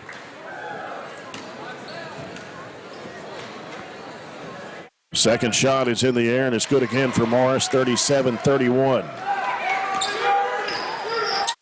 don't know that she was actually shooting on that play either. That's what our bench was kind of questioning.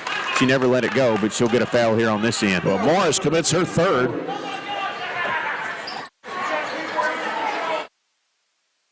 And Barren County's basketball underneath to the right. Or no, we're going to shoot free throws. Well, that's 35. The 5th one. I'm sorry. Yeah, that's quick, wasn't it? Shelby Bird will be at the line for two. She's 3 for 4 tonight, has 9 points in the game. Shelby Bird, first of 2 on the way, good. Now in double figures with 10. 38-31. Trojanettes, 2:45 to go here in the third quarter. Bird for the second try. It's on the way, and she got it. 39-31 Trojanettes. Nacer handling the basketball. They got Morris still on the floor with those 3 fouls. Nacer sends it cross court. They go in the corner to Ford. Ford covered up by Slagle. Circles halfway. I had knocked away from a high, but nobody there to get it. They go inside, and it's taken away by Katie Geralds. Ahead up to Burton. Burton stops and throws it up on the run. It is no good. The rebound comes off to Nacer, but diving in for the loose ball. We're going to have a jump ball. Riley Wilson diving in there for the loose ball, and a jumper will go to Barren on the alternating possession. Great hustle there by Wilson, and I'm okay with Mihala attacking Morris with those fouls. Yep. Comes way out front to Burton. Straight away over to Slagle. Slagle down in the corner to Bird. Bird feeds it in there to Geralds. Turnaround 8-footer. Got it. That's your soft and kind of sweet spot against that zone. Barren has their largest lead. It's 41-31. 2 minutes to go in the third period. Got to close it well. Last 2 minutes, you can't let them cut it half in two. No. Morris trying to work off of a screen, take his left side, driving, going under and putting it in. Been great to take a charge, but she got a bucket out of it. 41-33. Wilson in the right corner, feeds it to Burton. Burton in traffic, back out to Slagle, swings it to Geralds. Now Geralds with a crossover move. Floater, got it! What a move there. Crossover to a one-handed runner in the middle of the lane. 43-33, back up to 10 for the Trojanettes, and a minute 20 to go in the third quarter. Morris with the basketball. As Bird defends her. They come to set a screen for her. Bird stays with her. Now spins back left, forces up the shot. Oh, going to get bailed out with a foul. Mahala's going to get that one. And that's not the best call I've ever seen. We did exactly what you're supposed to do in help. We got her to spin back into help, and Mihaela was there. She wasn't a concrete statue by any means, but she was straight up and went right into her chest. In for the Trojanettes. Hannah Bragg comes in to the Trojanet lineup for Katie Geralds. Patrick comes back in for ACS. 43-34. Morris back to the line for one more shot. It's on the way, and she got it. She's now 10 for 12 from the foul line, and now they're going to set up with full court pressure here with 1:07 to go in the third quarter. 43-35, Barren County. Here's Slagle. Works it into the front court. Trying to get around Ford. Goes to the bucket. Had it blocked on her. Oh, going to get a foul. Yeah, I was going to say, that's full court man is all it is. And Addie did what I would have done, but just take her defender, even though she gives up a little size. Ford is 5'8". She gives up a little size there. She still drew the foul. Addie Slagle at the line, averaging about 9 points a game on the season so far. The first free throw is good. Her first point tonight. About a 71.5% foul shooter of the season. 34-35, Trojanettes. Second one also good. Right, makes it 45-35 Barren. Here comes Nacer with it. Nacer sends it off to Riley Roy, and she can knock down that three if you don't get out on her. Morris with it against Bird. 46 seconds. We got Slagle on Roy. That's a huge mismatch. Yeah. And now here comes Morris trying to get around Slagle. Forces up the shot and a foul. They got to put it on Shelby Bird. It's the right call. Shelby, as Piper's telling her right now, has to stay on the floor. If she scores over top of you, so be it, but we don't need to send her to the stripe. Morris for two. First one is good. 35-36. 37.7 to go here in the third period. Morris back at the free throw line. This shot goes up, and it's good again.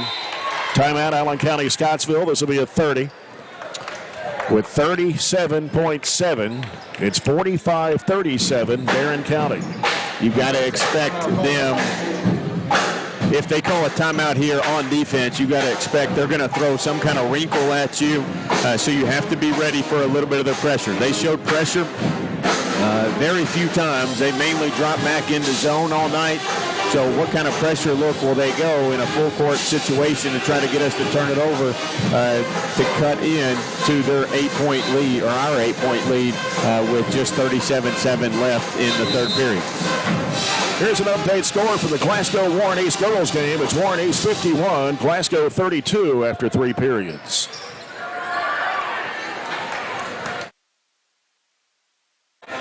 Trojanettes' largest lead has been 10 in this one. 45-35. They're going to go a 1-2-2, full court. Here is Burton in the middle to Bird. She dribbles, weaves through the defenders, throws it up, rolled it in over the rim. Thought she short-armed it, but it was just enough of extension to get over the rim. Now play defense. Morris, top of the key. Right side, it goes to Nacer.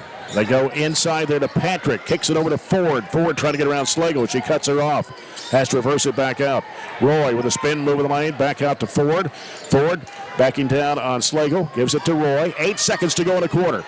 Roy dribbles out of top of the key. Gives it off to Morris. Morris trying to get open. 3-point shot in the air. No good. And a rebound to Patrick. Throws it back up and no good. And that ends the quarter. And the Trojanettes have a 10-point lead going into quarter number 4. It's Barren County 47, Allen County-Scottsville 37. We'll be back in a minute on WCLU 104.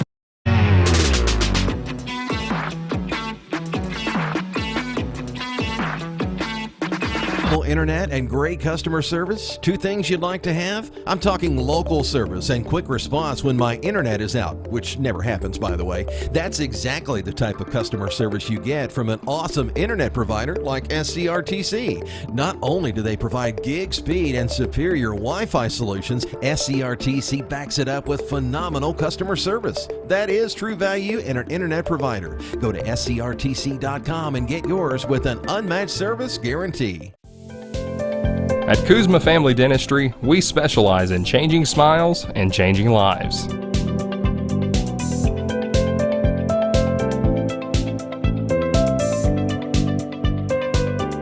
If you'd like to experience this wow factor transformation that not only can change your smile, but change your life, give Kuzma Family Dentistry a call at 270-651-2638. Located at 501 West Main Street in Glasgow.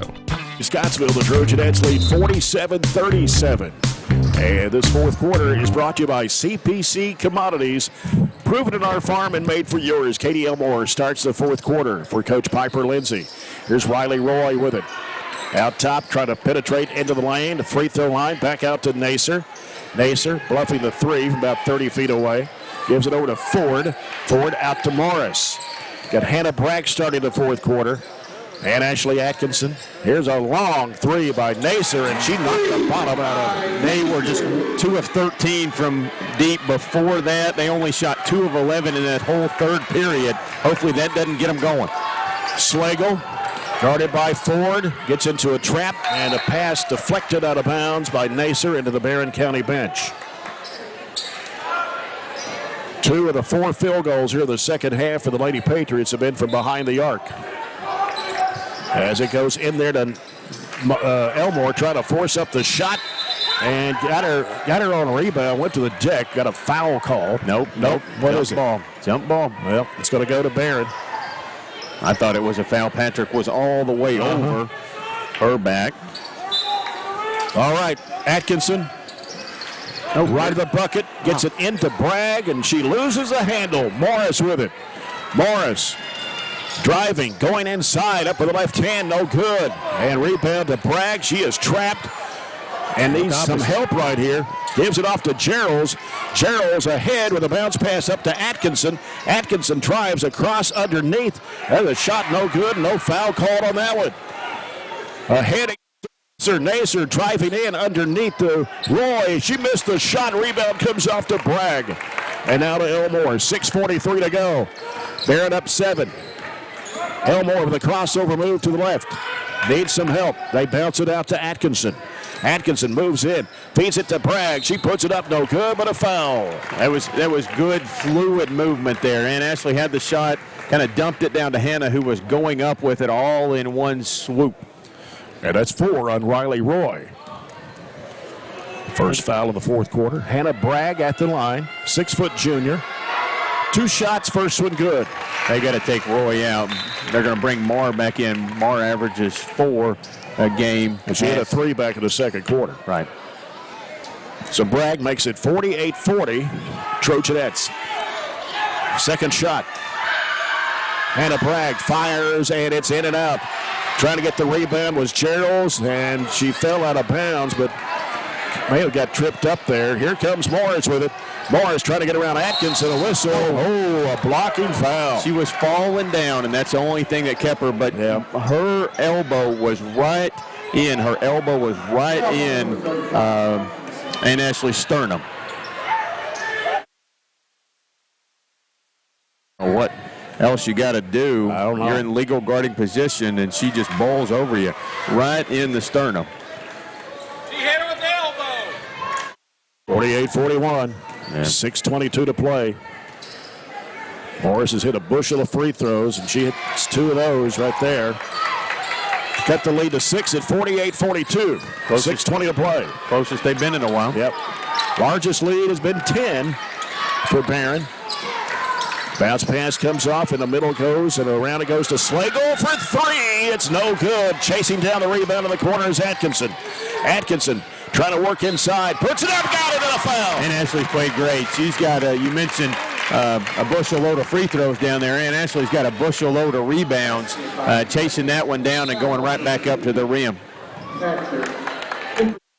Shelby Bird coming back into the Trojanet lineup. She'll replace Hannah Bragg. It's 50-42.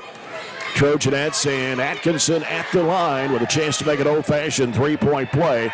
Puts it in the air, got it. Get it back to 9. 51-42. Much more comfortable at 9 than 6. 2 minutes gone here in the fourth. Nacer gets rid of the basketball out front to Morris. Morris behind the arc, trying to get an opening for a 3, but can't fire it. Gives it left side over to Ford. Ford against Slagle. Bounce pass comes to Marr. They give it to Nacer. Nacer curls into the key. Gives it over to Ford. Ford now looking. And now goes out in the corner, cuts back up the baseline, falls down with it, loses it out of bounds. Allen County was trying to call timeout, and actually the up official blew his whistle for the timeout, but that was simultaneous with them turning it over. Slagle with the basketball, gives to Bird out front. In the corner goes to Atkinson, and there's a foul on Nacer.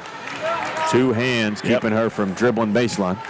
That will be the 3rd team foul of the quarter against the Lady-Patriots.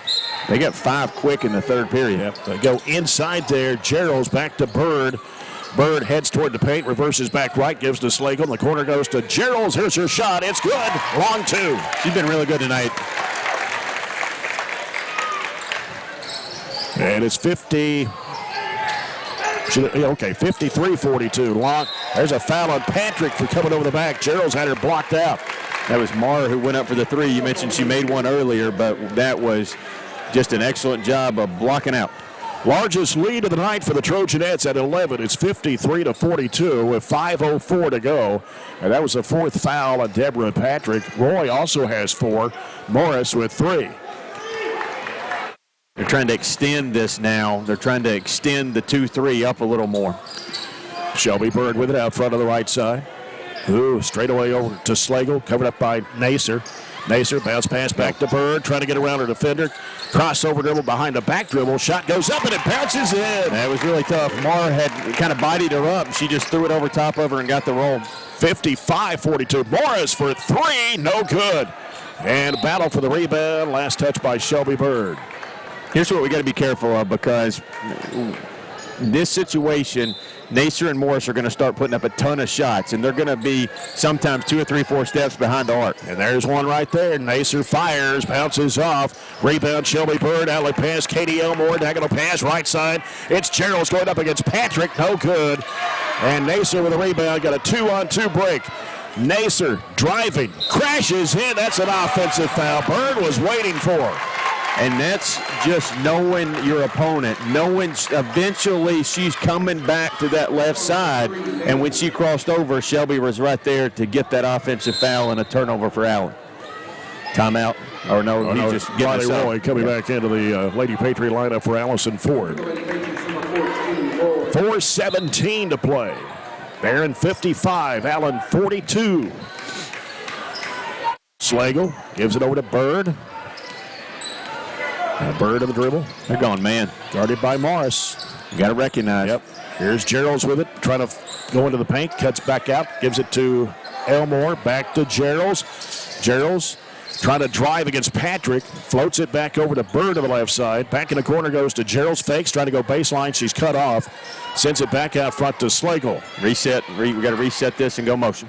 Top of the key is Gerald. She turns. Fires it back to Slagle. Got it. We kind of lulled him to sleep up top, and that was an excellent little draw up from the bench, knowing they went man. 57-42. 15-point lead. 3.5 minutes to play. Side with it, Riley Roy. Gets a screen out there. Curls to. Oh, she walked. And Shelby affected that again. Yep. Long arms got over top of the screen without fouling. And coming in is Law. She'll replace Marr with 3:22 to play. Barren County 57, Allen County-Scottsville 42. Bird with it. They're in a position where they have to go man now, and we just need to kind of be very patient offensively. Atkinson of the left wing. Coming out top is Bird. Fakes. Wants to drive with it. And what do we got? A foul before. The up official was going to call a walk. Yeah. The down official was going to call a foul, and he's going to yield. No, come on. Oh, boy. We haven't gotten any breaks, but we are, more importantly, up 15 as we head to the 3-minute mark of the last quarter. Anyway, under 3 minutes to go. Here's Nacer with the basketball. Wants to work against Atkinson. Throws it up wildly with the left hand. No. Underneath, it's put up and in by Patrick. First 2 since the first quarter. And now Elmore flips it up, no good. Crashing the board is Atkinson, and we're going to have a foul. 24, that is Law, her first. 15 foul of the quarter. 2 shots for Ann Ashley Atkinson. He's in double figures tonight with 10. The first one is in there. For point number 11, 58-44. Atkinson, second of two on the way, short off the front iron. Here comes Nacer. Gives it off to Morris. Morris trying to spot up, shoot a three. Now Nacer has a three partially blocked. He's going to call a foul on the follow-through. He's saying you got to let her land, and Shelby kind of came up underneath it.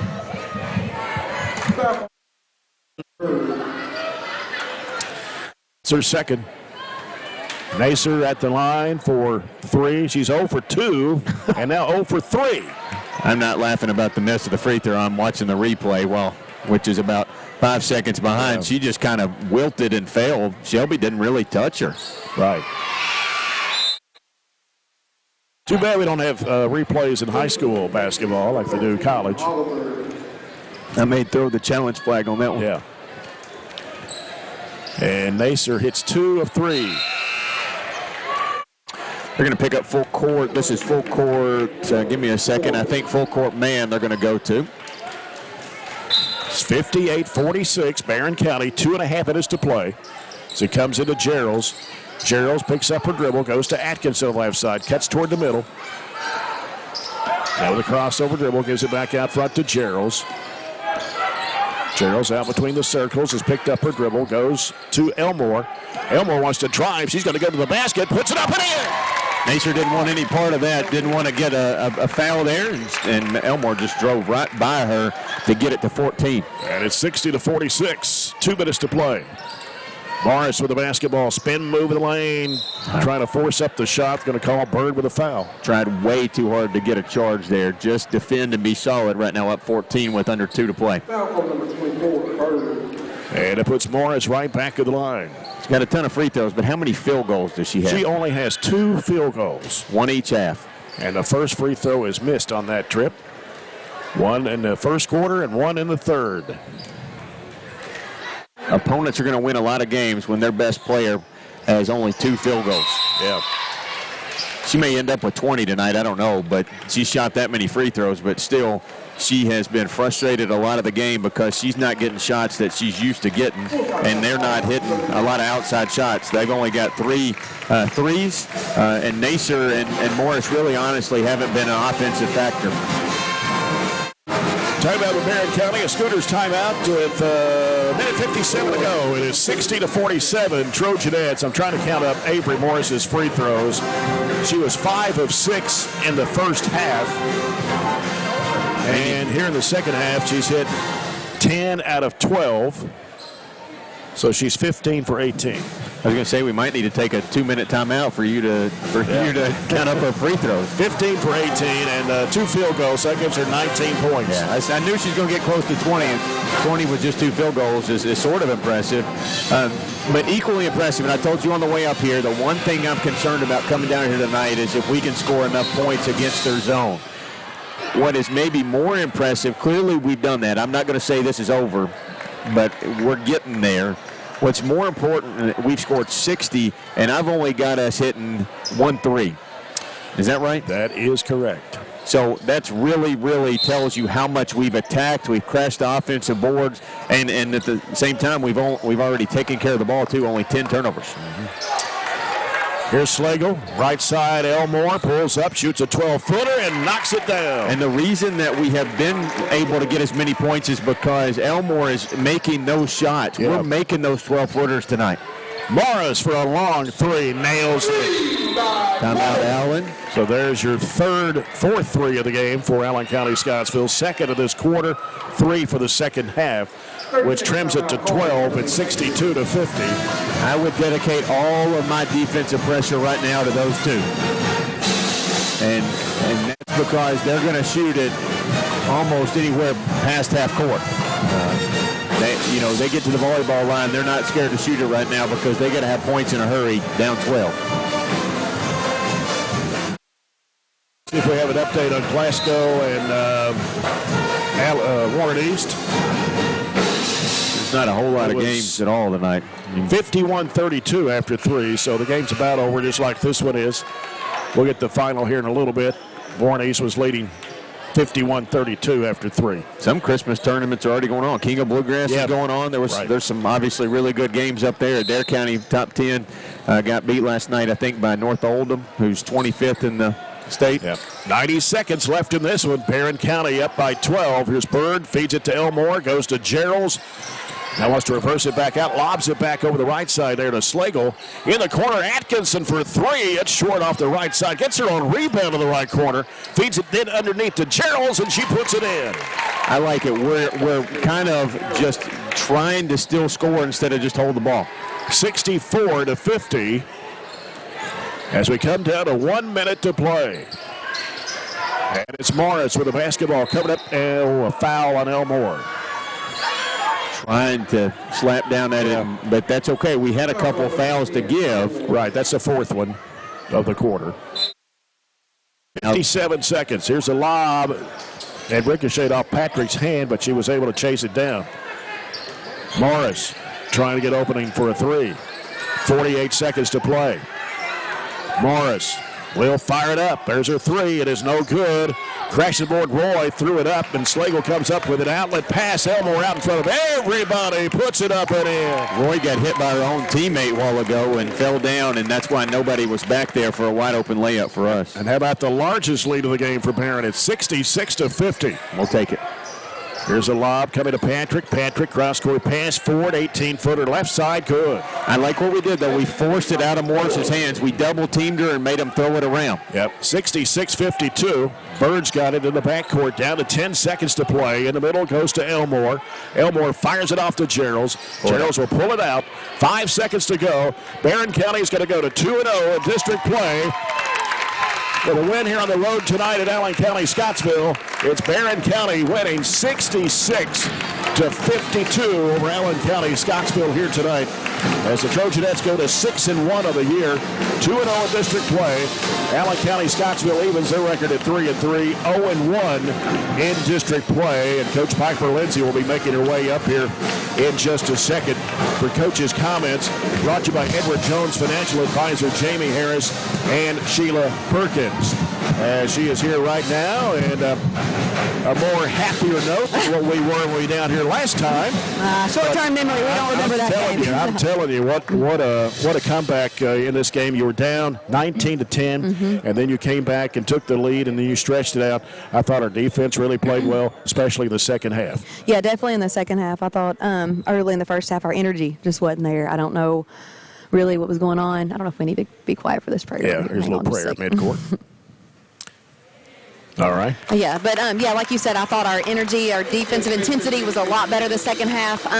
First half, I don't know, we just kind of got lost, and we didn't match up out of timeouts. I mean, just uncharacteristic things that you can't do in big games, obviously. But I thought we bounced back and had a much better second half. Well, I tell you, when you hold Morris to only 3 field goals the entire night, I know she went to the line a lot. She got her 23 points or whatever, but you hold Nacer to only 2 baskets tonight.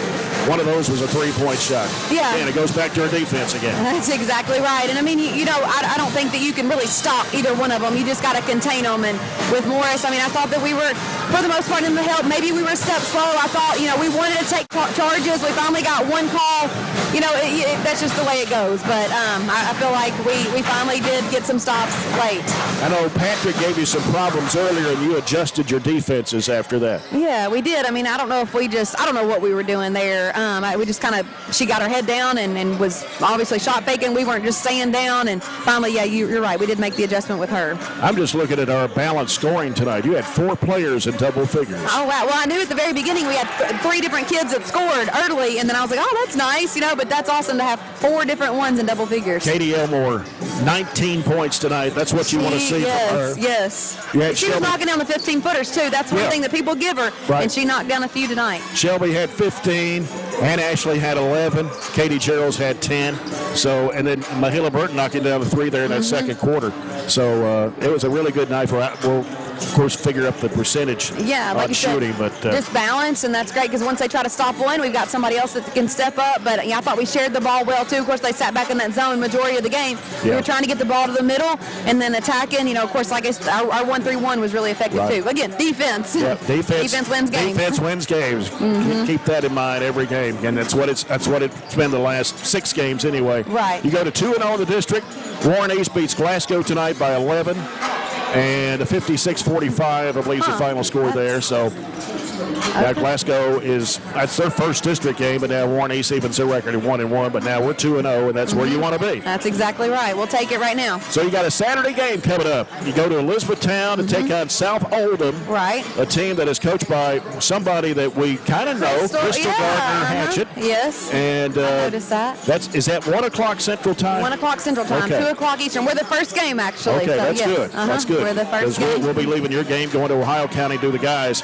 But South Oldham team's got a girl that averages double-double, 21 points, 10 rebounds. That's all I know about them right now. I looked at their stats just to kind of see what they have, but I do have some film. Obviously, we were going to focus on this game first, and then we'll go one at a time. And we only played them but one other time. When Brad Johnson coached them, we went to South Oldham in 2014 and beat them at South Oldham. I remember that one very well.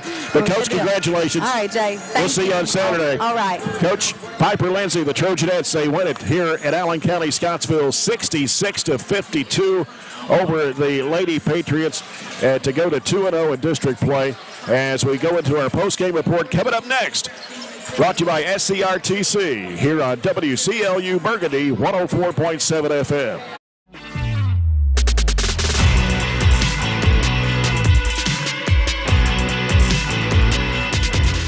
If you haven't heard, there's a new approach to banking. It's called Kasasa, and you'll find it at the People's Bank. Your free Kasasa checking account offers you monthly cashback rewards. The Kasasa cash checking account can earn you a very high interest rate on your balance. Then link Kasasa Saver, and you'll also get a high rate on your deposits.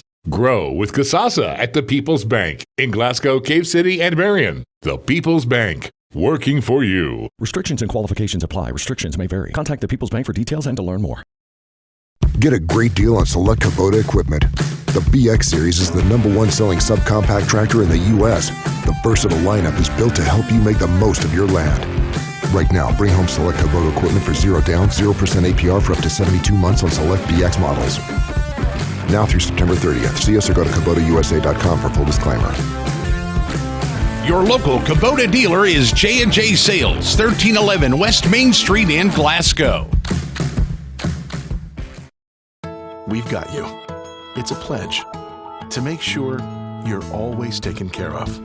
A pledge that your Touchstone Energy Cooperative honors each and every day.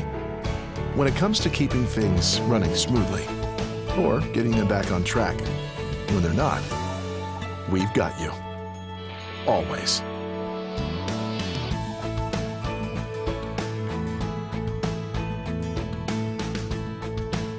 Extreme Health Club and Extreme Fitness for Women, both with 24-hour access, and Extreme Blend Smoothie Bar to help you refuel and recover. Over 8,000 square feet of weights in Extreme Health Club, and ladies only at Extreme Fitness for Women, including tanning beds, both with access to saunas, infrared saunas, and the 90-degree saline therapy pool. You'll love the wide variety of classes with experienced instructors. Personal training is available and with the best in the business. Call or stop by today and see what everybody's talking about. Alternative to cable is MyStream TV. Switch today and save on your cable bill. And our postgame stats brought to you by Southern States Co-op in their new location on Cross Street. Barren County trailed at the end of the first quarter 15-10 Allen County-Scottsville after starting out to a 10-4 lead, and then got behind 19-10 before the Trojanettes came back in the second quarter and outscored the Lady-Patriots 15-8 to take a 2-point advantage at the break, 25-23. And then Barren scored 22 at Allen County-Scottsville's 14 in the third to take a 10-point lead at 47-37, and they outscore Allen County-Scottsville in the fourth quarter 19-15 to win 66-52. Allen County-Scottsville had 15 field goals. 4 of those were three-pointers, 3 of those in the second half. They shot it pretty well from the free throw line. 21 of 25. They were led by Avery Morris with 22 points. Only had 3 field goals the entire night. One of those a 3-point shot.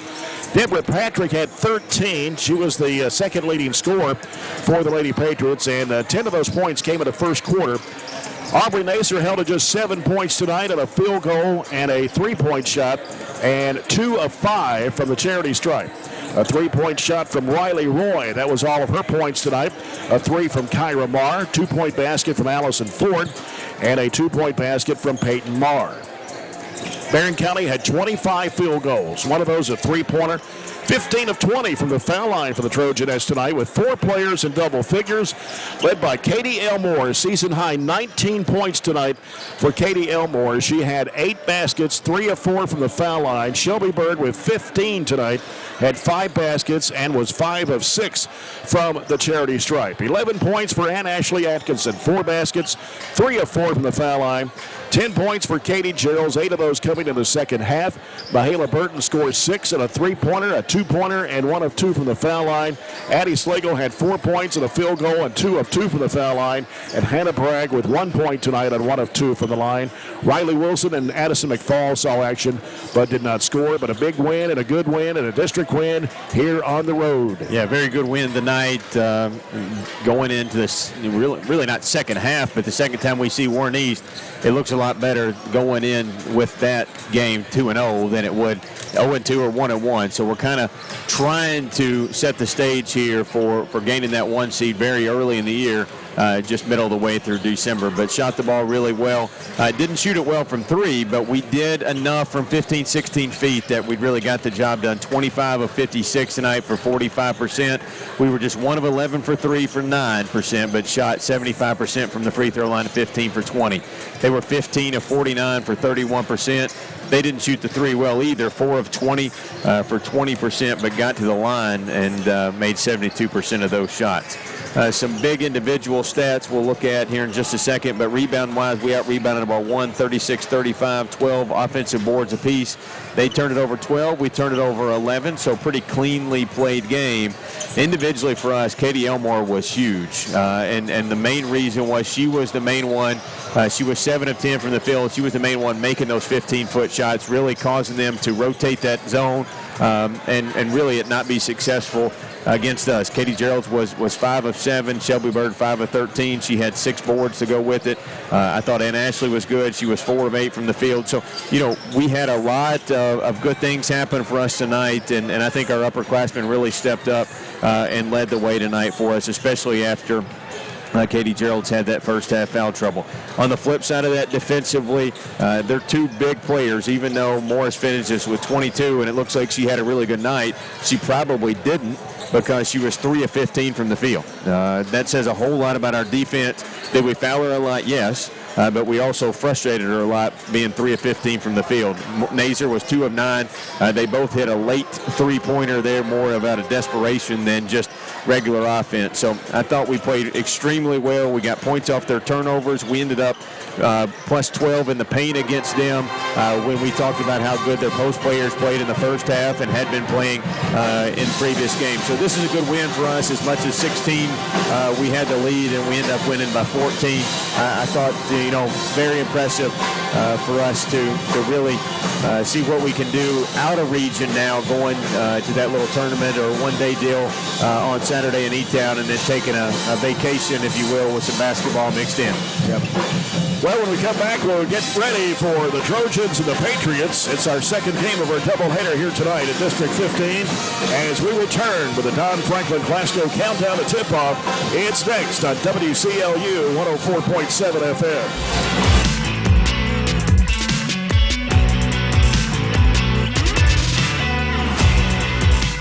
If you're ready for all Christmas all the time, tune to Santa 102.3.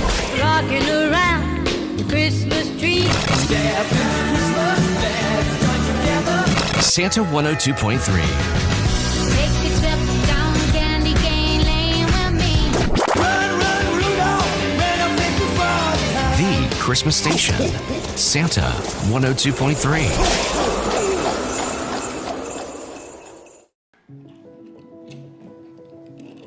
Hey, son, what you doing? Daddy, I'm going to own a dealership one day. All right, I'll dream with you. From one small dream to over 25 dealerships in the state of Kentucky, we have set out to provide Kentuckians with reliable vehicles and the best customer service for over 50 years. This may have started with a simple dream, but our dedication to our customers will go on for generations.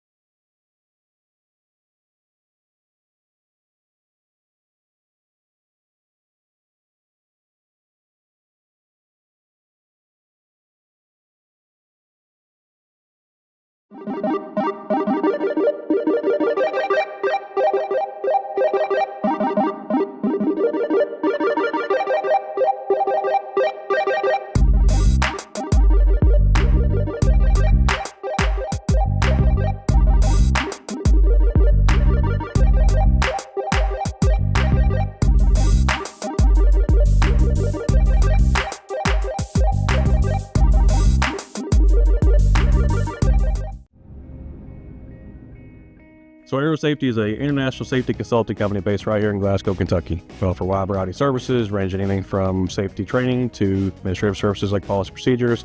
It's any manufacturing, any industry around our area, we can apply that.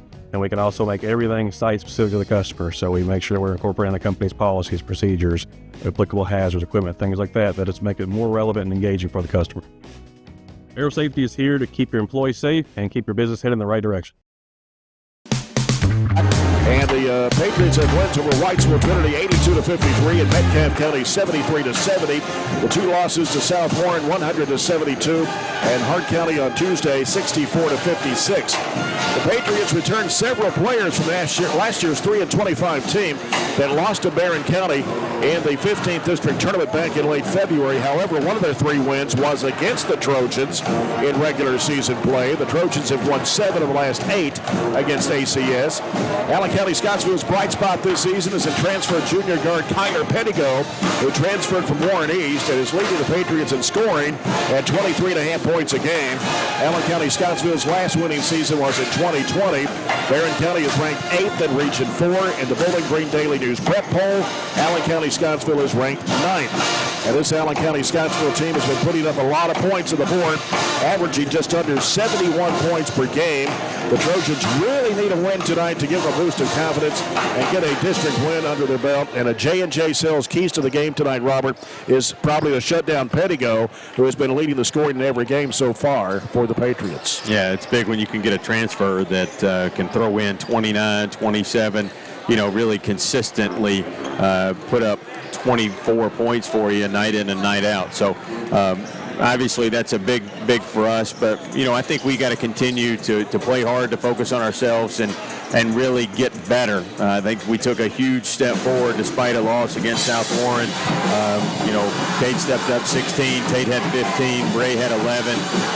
Those 3 guards that we start and play a ton are going to have to lead us a lot of the year.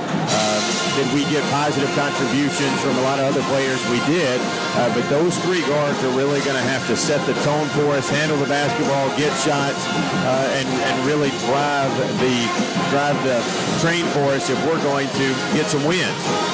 We still got to improve our shooting, though. We were just 5 of 25 from 3, really struggled, especially in the fourth quarter and overtime, to make shots. But we've got to start somewhere, and I think South Warren was a great kind of jumping off point to maybe see if we can get something positive started for the rest of the season. Talking about the Aero Safety area schedule again tonight, only a handful of games. Glasgow hosting Warren East. The Warren East girls won 56-45. Bowling Green boys versus McMinn Central, Tennessee down at Pigeon Forge. Warren Central boys at Hurricane, West Virginia. Warren Central girls at Whitesville Trinity. Todd Central girls at Christian County. And Cumberland County girls at home tonight against Campbellsville. When we come back, we'll have the starting lineups of tonight's game between the Trojans and the Patriots next here on WCLU 104.7 FM.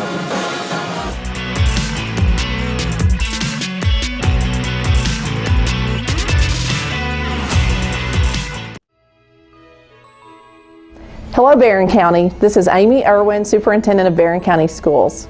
As we celebrate the holiday season, we want to take a moment to reflect on the incredible year we've had. From the achievements of our students to the dedication of our teachers and staff, Barren County Schools continues to shine. This season is all about gratitude, togetherness, and hope. On behalf of our entire district, I want to thank our families and community for your unwavering support. You make all that we do possible.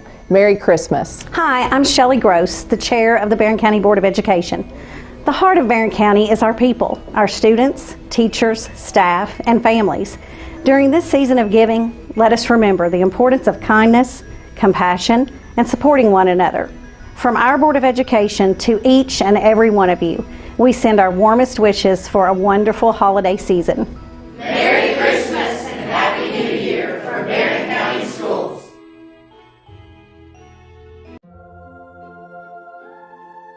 Growing up is realizing that everyone who told you to eat your breakfast eating this for breakfast. It's your turn to take your place at the breakfast table and savor the taste of culinary independence with freshly toasted bagels at McDonald's. Indulge in the breakfast you've always wanted and start the day off the right way, your way. Ba-da-ba-ba-ba. Hey.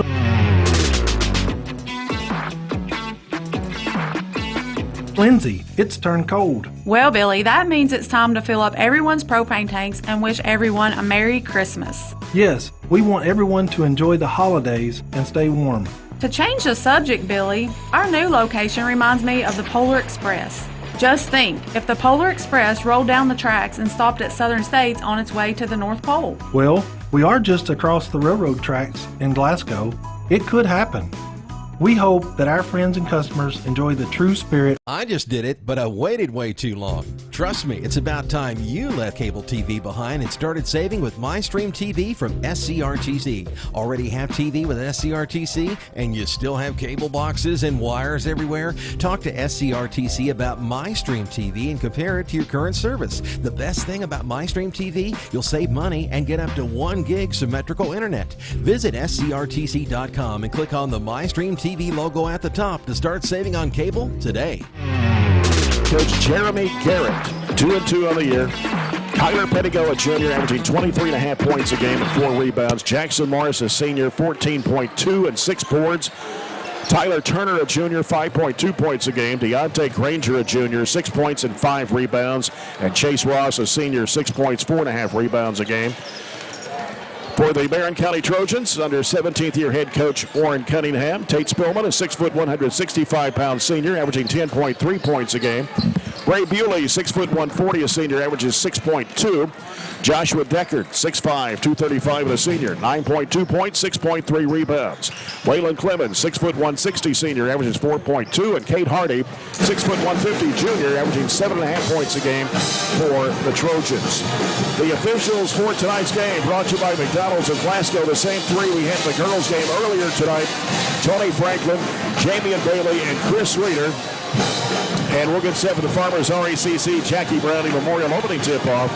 And our first quarter of action tonight brought to you by the People's Bank, working for you. I want to say congratulations to Braden Furlong, who signed a college golf scholarship today. He'll be attending Campbellsville University next year. Congratulations to him. I know this is that time of year where we have several individuals signing on that dotted line, making commitments to the next steps of their education and athletic careers.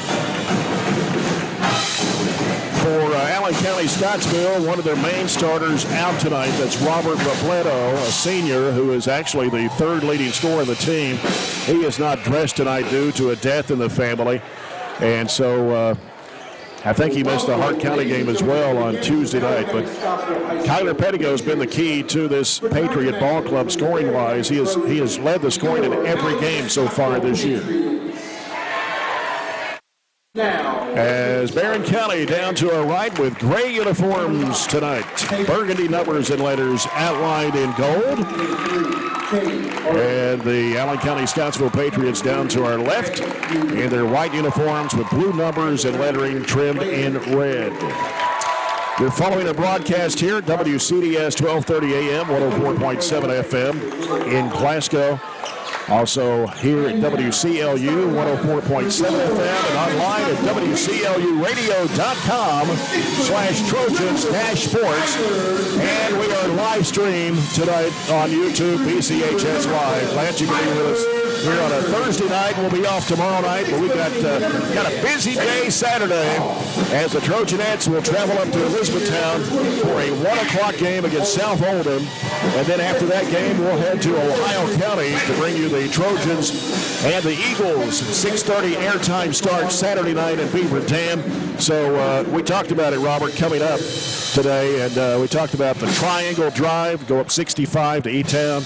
You take the Western Kentucky Parkway down to Ohio County, then you take the Natcher Parkway back down. So that's the triangle trip that we will be making on Saturday.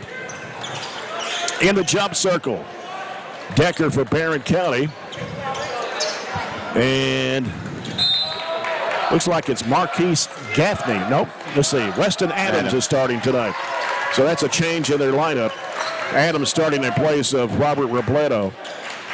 Tate Spillman gives it off to Bewley. A little different defense here by the Patriots as they work it down to Clemens. Gives it to Hardy deep on the left side. Cross over to Bewley. Bewley gets a screen. Baseline. Dumps it in there to Decker. Gets triple team. Back out to Hardy. Three-point shot. Got it! Well, like to see that coming off a 5 of 25 night. Your first shot, your first look, you knock it down. Cade's obviously been shooting the ball better here in the last game. We'll see if it continues. He was only 5 of 30 coming in here to this game, so maybe he'll get on track now. Oh, it's going to be an offensive foul. Joshua Decker taking the charge, and the foul is going to be on Jackson Morris. Robledo not in the lineup, I think, hurts them more than people realize. He averages 12 a game. He's not even their second leading scorer, but he seems, to me, always against us to play with a whole lot of energy to cause some chaos. Right. Right side, it goes to Hardy. Gets a screen from Decker. He's going to fire up another three-pointer. It comes off this time. Allen County-Scottsville with a rebound. It's Pettigo.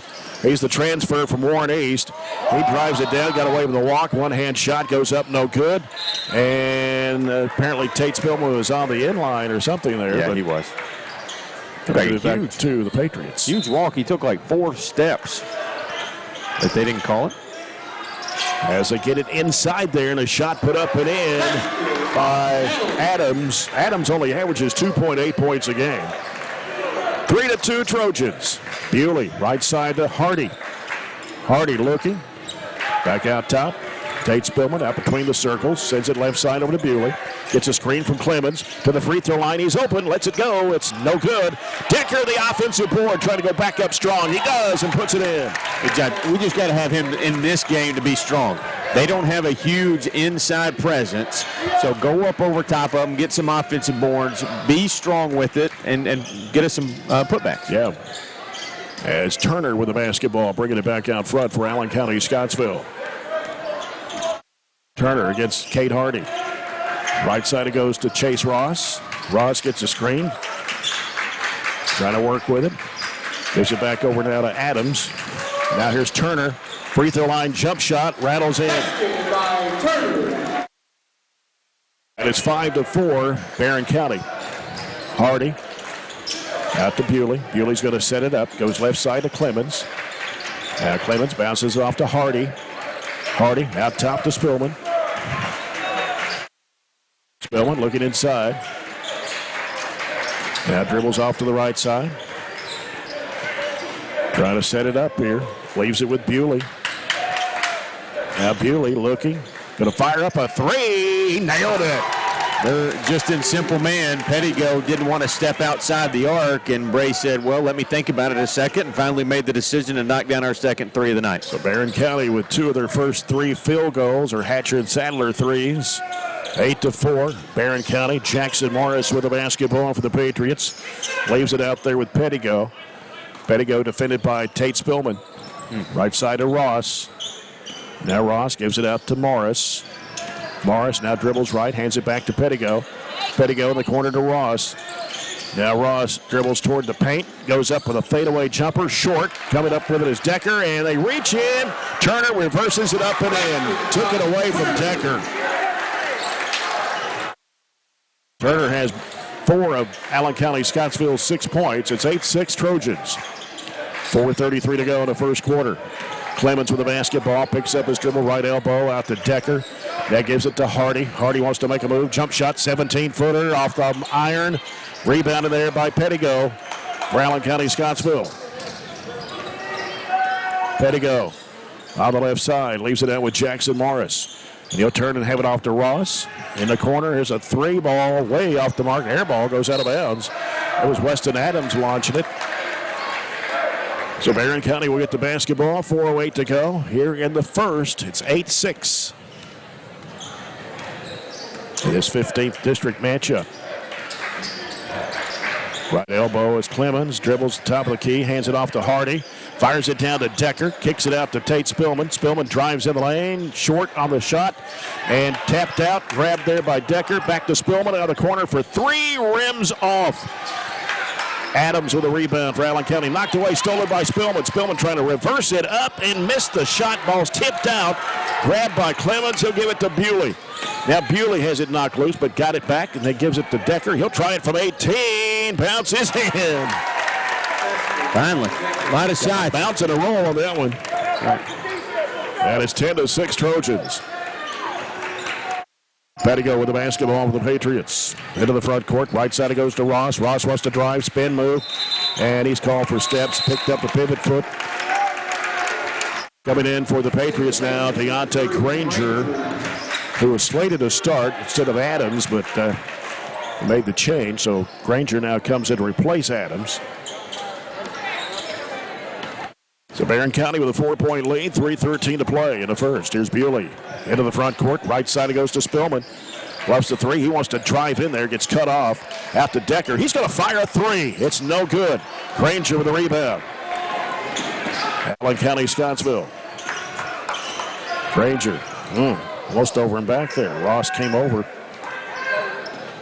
Now Ross works against Bewley one-on-one, drives in, puts up the shot, and rolls it in. And it's 10-8. Hardy into the front court. Hardy around the top of the horn, hands it off to Spillman. Spillman wants to drive, and he's going to be fouled. They'll say it's out on the floor.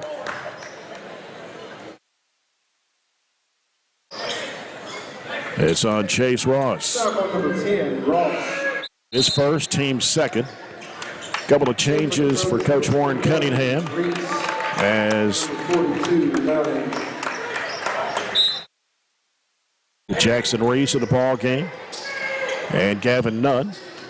Reese sends it back out to Spillman. Swings it over to Hardy. Hardy wants to drive with it. Little floater in the baseline. Got it. Just squared his shoulders and went right around his man there on the baseline. Hardy with 2 field goals here, a 3 and a 2. 12-8 Trojans. Pettigo with a crossover, drives, throws up a wild shot, no good with the left hand. Hardy with it for the Trojans. He wants to run with it. Hardy pulls up, throws it off to Spillman. Spillman drives down. He's cut off. Back in the corner. Hardy, 3. Bingo! Good decision by Cade initially not to force it.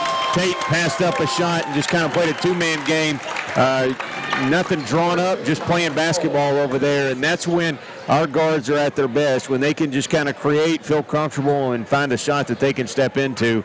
Cade now 2 out of our 3 threes and opened up a 7-point lead just under 2 minutes to go in the first. Barren County with 6 baskets here, half of them. Hatcher and Sandler 3-point shots, 15-8 with 1:58 to play here in the opening quarter. We talked about it the other night. We're a different team when we make threes. When we force people to come out and guard us, we get some movement outside on the perimeter, but open things up on the inside. We really crash the glass, make threes. Obviously, you're going to be a better team when you make shots, but we just play with a lot more confidence when we see the first couple go down, and I think that changes the complete complexion of the game. So it's Hardy, Spillman, Bewley, Reese, and Nunn on the court right now for Coach Warren Cunningham. And this is Turner coming off the screen, driving, pull-up jumper, 15-footer. He hit it. He's got 6 of Allen County-Scottsville's 10, and it's 15-10 Barren County. Bewley with it, out front. Bewley still on the dribble with the left hand. Now switches, goes right, then back left. He'll bounce it off to Nunn. Out of the high post, looking for Hardy. He turns with it, pivots around, and back out to Hardy with 1:23. Left side, Jackson Reese. Almost dropped it out of bounds.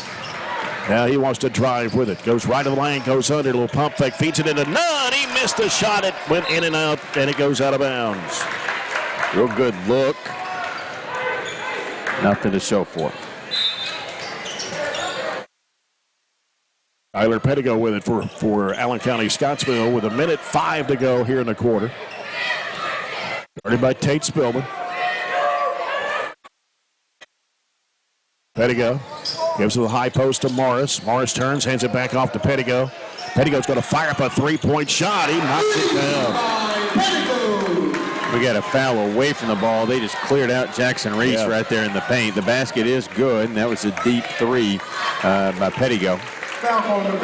Granger commits a foul for Allen County-Scottsville. His first, team's third. And he did. He just kind of come in and bull rushed Jackson Reese with the forearm, and that's what the official on the baseline got. 15-13 Trojans. Right elbows, Jackson Reese sends it out to Hardy. Now he'll give it inside there. Nunn in the circle, back out to Hardy. 33 seconds to play. Bewley swings it left over to Spillman. Spillman gets a screen. He goes the other way. He's going to drive in, reverses up. He missed the shot. Turner with a rebound for the Patriots. 20 seconds to go. Pettigo pushing it down. Gives it off to Ross. Ross, right of the lane, goes into the lane. Bounces off too wide for Turner. Goes out of bounds. With 14.7. Will Brody Spillman checking into the Trojan lineup, a 6'2 senior. Bewley picks it up off the floor. 13 seconds to play. 15-13 Trojans. Going for one shot here. Goes into Jackson Reese. Reese double teamed out to Will Brody Spillman out in the corner. Lets it go for three. It's no good. And that will end the quarter. So after one here, it is Barren County 15, Allen County-Scottsville 13. We'll be back with the second quarter after this break. This is Trojan basketball on WCLU 104.7 FM.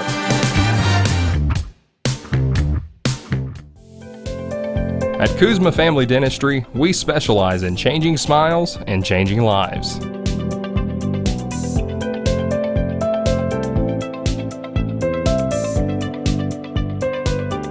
If you'd like to experience this wow factor transformation that not only can change your smile, but change your life, give Kuzma Family Dentistry a call at 270-651-2638. Located at 501 West Main Street in Glasgow.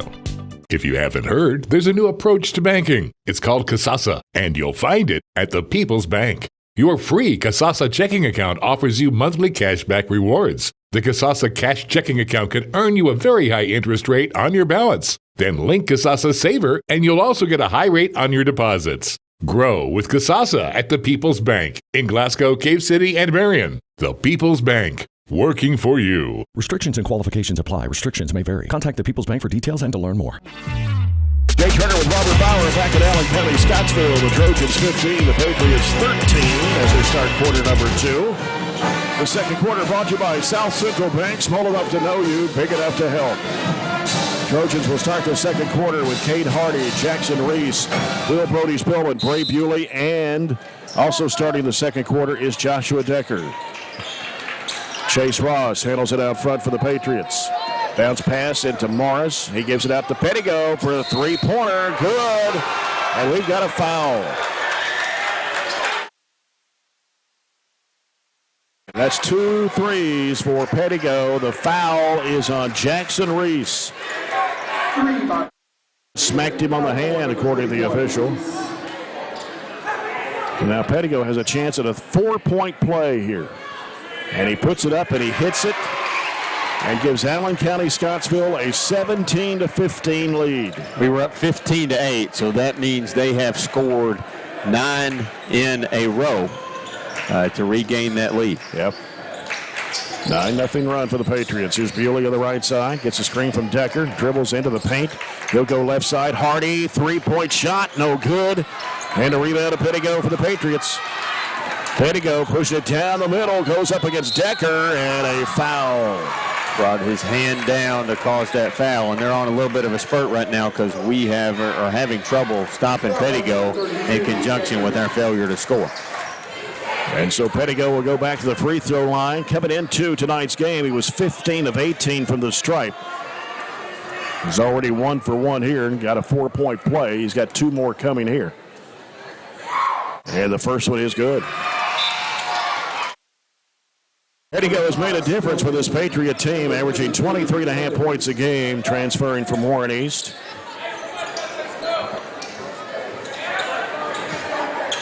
And now 8 points for Pettigo, 18-15 Patriots. Second shot is on the way, got them both. He already has 9 points, and it's a 4-point Patriot lead now, 19-15. Bewley with a basketball. Bewley getting a little bit of pressure from Pettigo. Goes left side with it to Spillman. Spillman looking. Brings it back out front. Trying to get things set up. Right side, Bewley. Pettigo on him. Down low is Decker. Spin move. Trying to go up strong. He does and puts it in. I think we've got to go. His left hand to get that one to go in. Yeah, I think we got to go to that well a lot more. 19-17. Breaks an 11-0 run in our first basket since 2 minutes. Pettigo with the lane, misses, and rebound to Decker. Outlet pass comes to Clemens, and he is going to be fouled. That was on Turner, his first foul of the second quarter against the Patriots. Adams checking back into the Patriot lineup for Chase Ross. Barren County's ball, trailing by 2. So it comes out to Decker. He'll hand it right back to Bewley. Now Bewley against Pettigo. Gets rid of it over to Will Brody Spillman. He circles out, gives it to Clemens. Clemens back to Will Brody Spillman. Straight away, 3 is off high. Ball is knocked out, comes to Turner. Here's Pettigo trying to work his way. Brings it back out almost to midcourt. Now gets a screen from Morris. Steps back, shoots the 3 ball. It is no good. Crashing aboard is Morris. We got a whistle and a foul. They're going to call Morris for pushing off underneath. That's his second personal, number 2 of the Patriots here in the quarter. Ross will come in to replace Morris. It's 2 minutes gone here in the second quarter. 19-17, Patriots. That takes some of that physicality away from them. Even more of the reason to go down and see what we can get in the paint. Hardy with it on the right wing. So he puts down the dribble. Sends it out now to Bewley. Swings it left to Spillman. Clemens comes to set a screen. Nothing happening there. Granger staying with him. Now has to reverse it back out to Hardy. Hardy off to Bewley. Deep on the right side. Pettigo reached around and swatted it away. Down on the floor, scrambling for it. We're going to have a jump ball. Possession goes back to Barren. Getting just a tad chippy out there. Yeah. It's kind of a loose ball situation. Everybody jumping on at that one. Comes into Decker. He'll give it out to Bewley. Over to Decker. Fires up an 18-footer. Got it. And both of our buckets this quarter, doesn't he? Yep. 8 points for the ball game, and it's tied at 19 with 5:15 to play here before halftime. Pettigo working to the right, trying to drive in, walk, no call. Turner with a 3-point attempt that won't go. Rebound comes off to Decker. Bewley, diagonal pass off to Spillman. Spillman wants to drive. Now goes up with a shot. Oh, rolled off the rim. Tipped out to Hardy. He'll try it from 10. He got it. Kate knew that wasn't going in, so positioned himself for just the offensive board, which was a tap to Kate. Kate Hardy with 10 points here in the half. 2 threes. Barren back on top, 21-19. Ross trying to muscle it up, and it's blocked by, jump ball. Well, wasn't really simultaneous possession. There was some space there. I thought Bray was going to get the block, but better than the foul, right? Yep. As Pettigo gets it inbounds to Ross, he goes under, has it blocked from behind, and here comes Bewley ahead over the left side of Spillman.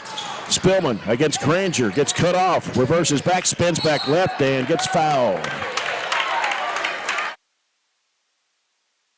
We're going to get Whalen with the technical coming in to separate Granger and Tate.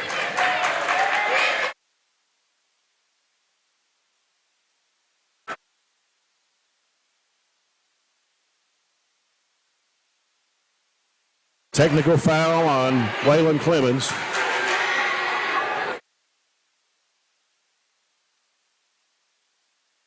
Had a foul on Allen County-Scottsville. Yeah. So a foul first, they'll shoot the technicals.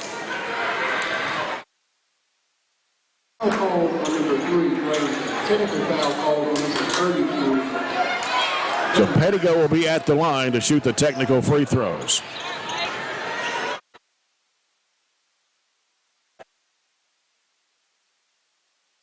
First one is good. Go with 10 of Allen County-Scottsville's 20.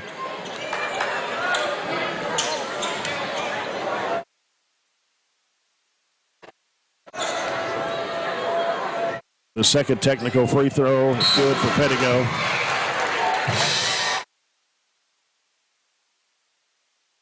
Gavin Nunn checking back into the Trojan lineup for Waylon Clemens. Tied at 21, 4:24 to go here in the first half.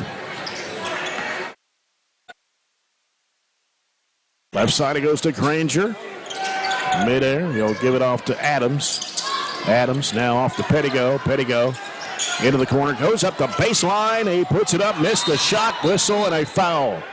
No, what? Gonna have a goaltend? Are you kidding me? That's not very good.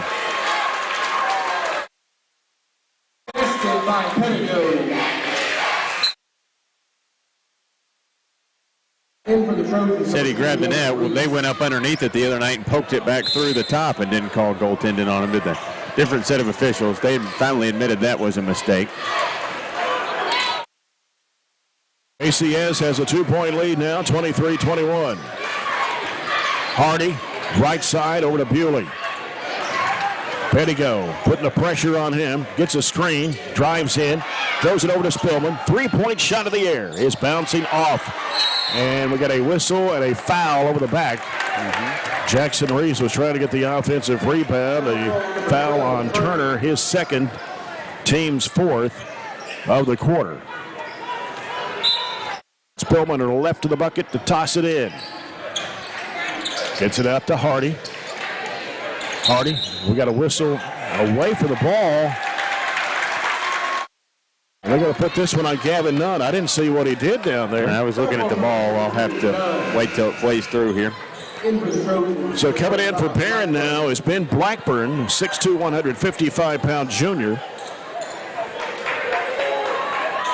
And we have 3:39 to go here in the half. It's 23-21 Patriots. When he went to set the screen, he took his arms kind of up around the neck area of Granger, and that's why they said he got the illegal screen. It was kind of unnecessary contact is why they called it. All of our instant replays tonight brought to you by Glasgow Electric Plant Board of the live stream. As Pettigo brings it across midcourt against Spillman, sends it left side. Got a new player in the ball game now for Allen County-Scottsville. That is Braden Spears, a sophomore. Pettigo with it on the right side. Pettigo now pulls up the free throw line, dumps it back over to Spears. Back out now to Pettigo. Pettigo gets it in there to Morris. And Morris, what we got? Foul away from the ball. Morris is in there playing with two fouls in it. Yeah.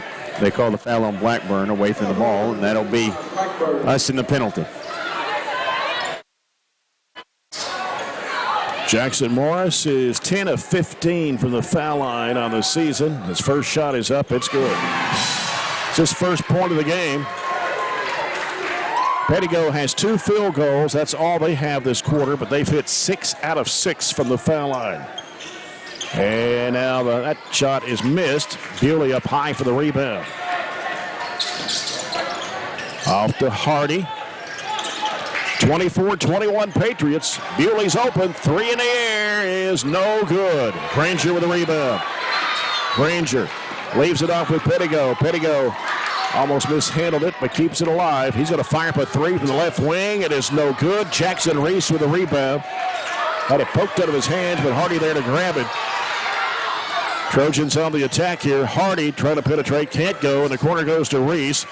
Now Reese turns, throws it back out to Hardy. 2.5 to go in the second. Bewley, baseline, back to Spillman, penetrating in the lane. Shot comes up short. Ball batted around.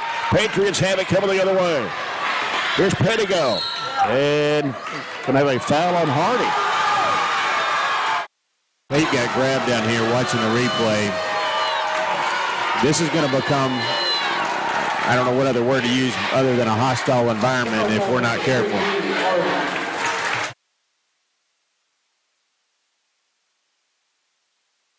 Pettigo at the line for 2 shots. First one is good. He is 6 for 6. In for the Patriots, number 33, Adams. In for the Trojans, number 32. Blackburn checks out. Decker back in for the Trojans. 25-21. Allen County-Scottsville. Free throw is good for Pettigo. 26-21. Trojans need a bucket here. Gone through a dry spell. Only 3 field goals the entire second quarter. Here's Jackson Reese. He's going to be fouled by Spears. Get free throw.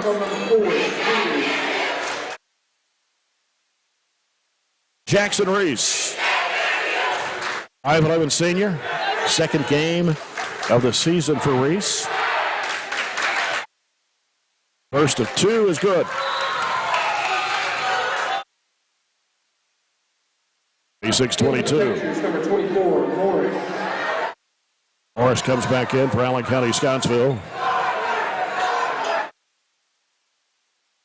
Reese back to the line for one more. It's on the way, and it's good.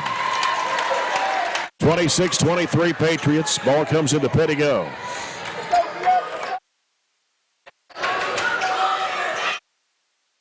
Pettigo working the left side of the floor. Gets a screen from Granger. Fires up a long distance 3 and knocks the bottom out of it. That's beyond the NBA line. 29-23 Patriots. Bewley over to Spillman. Leaves it with Jackson Reese. Reese wants to drive to the bucket against Turner. Gets cut off. He got knocked to the floor. Yeah, this foul will be on Pettigo.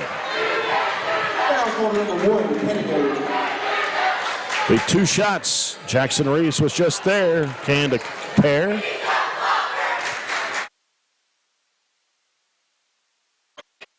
.136 to go here in the first half. Free throw for Reese is good. 29-24.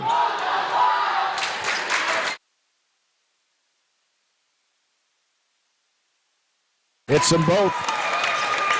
Perfect 4 for 4 for Jackson Reese. It's 29-25. 90 seconds to go here in the first half. As Pettigo gets it across, and timeout called by Allen County-Scottsville. 1:26 to go here in the first half. It is Allen County-Scottsville 29, Barren County 25. And let's see if we have a score on the Glasgow-Warren East game. Looks like after 1, it's Warren East 16, Glasgow 14. This is WCDS 1230 AM, 104.7 FM, and WCLU 104.7 FM Glasgow. Online at WCLUradio.com/Trojans-Sports and on BCHS Live tonight with the live stream. Trojanettes winning earlier tonight, 66-52 over the Lady-Patriots. As we get ready to go to Elizabethtown on Saturday, Trojanettes taking on South Oldham at 1 o'clock Central Time. We'll be on there at 12:45 for that game. And then later Saturday night, we'll be in Beaverton as the Trojans take on Ohio County. A 6:30 start Saturday night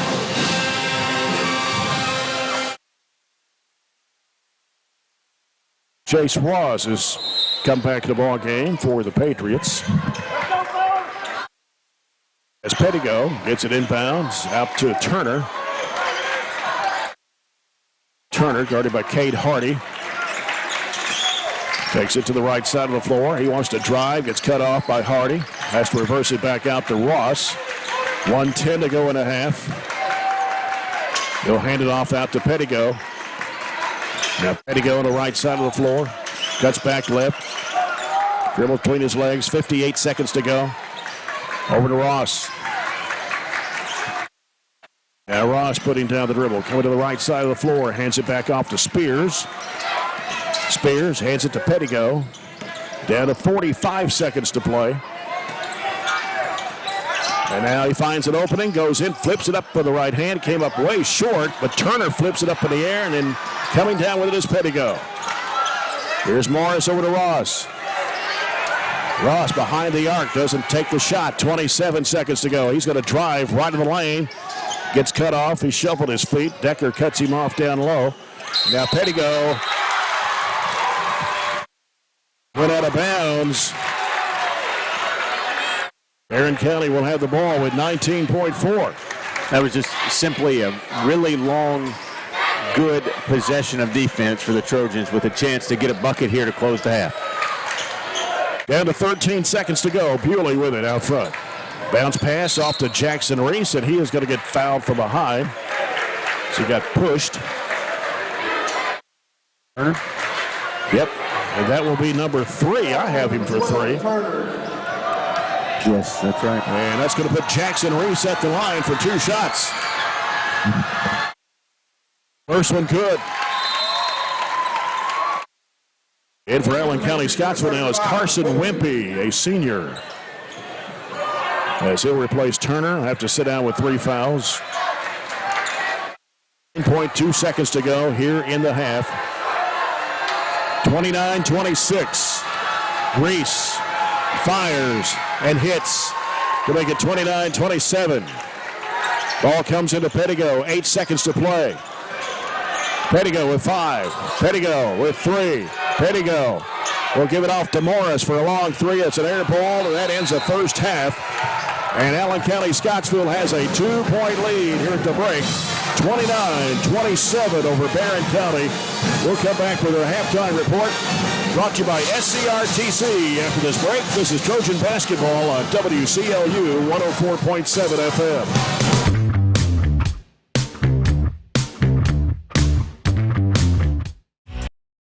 Get a great deal on select Kubota equipment. The BX Series is the #1 selling subcompact tractor in the U.S. The versatile lineup is built to help you make the most of your land. Right now, bring home select Kubota equipment for 0 down, 0% APR for up to 72 months on select BX models. Now through September 30th. See us or go to KubotaUSA.com for full disclaimer. Your local Kubota dealer is J&J Sales, 1311 West Main Street in Glasgow. We've got you. It's a pledge to make sure you're always taken care of.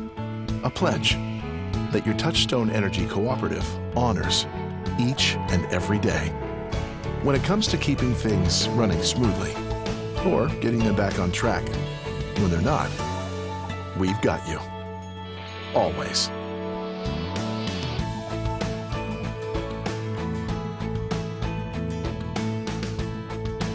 Are you looking for high-quality, cost-effective, and highly visible advertising? At ATM Media Solutions, we offer large-scale marketing with ease.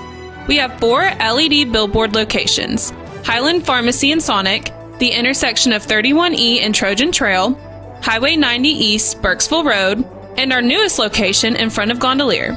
Call 270-629-4542 to get a quote today. ATM Media Solutions. Advertise with ease. If you're ready for all Christmas all the time, tune to Santa 102.3. Rocking around the Christmas tree. Santa 102.3. Take a step down candy cane lane with me. Run, run, Rudolph, better make you fall. The Christmas station. Santa 102.3.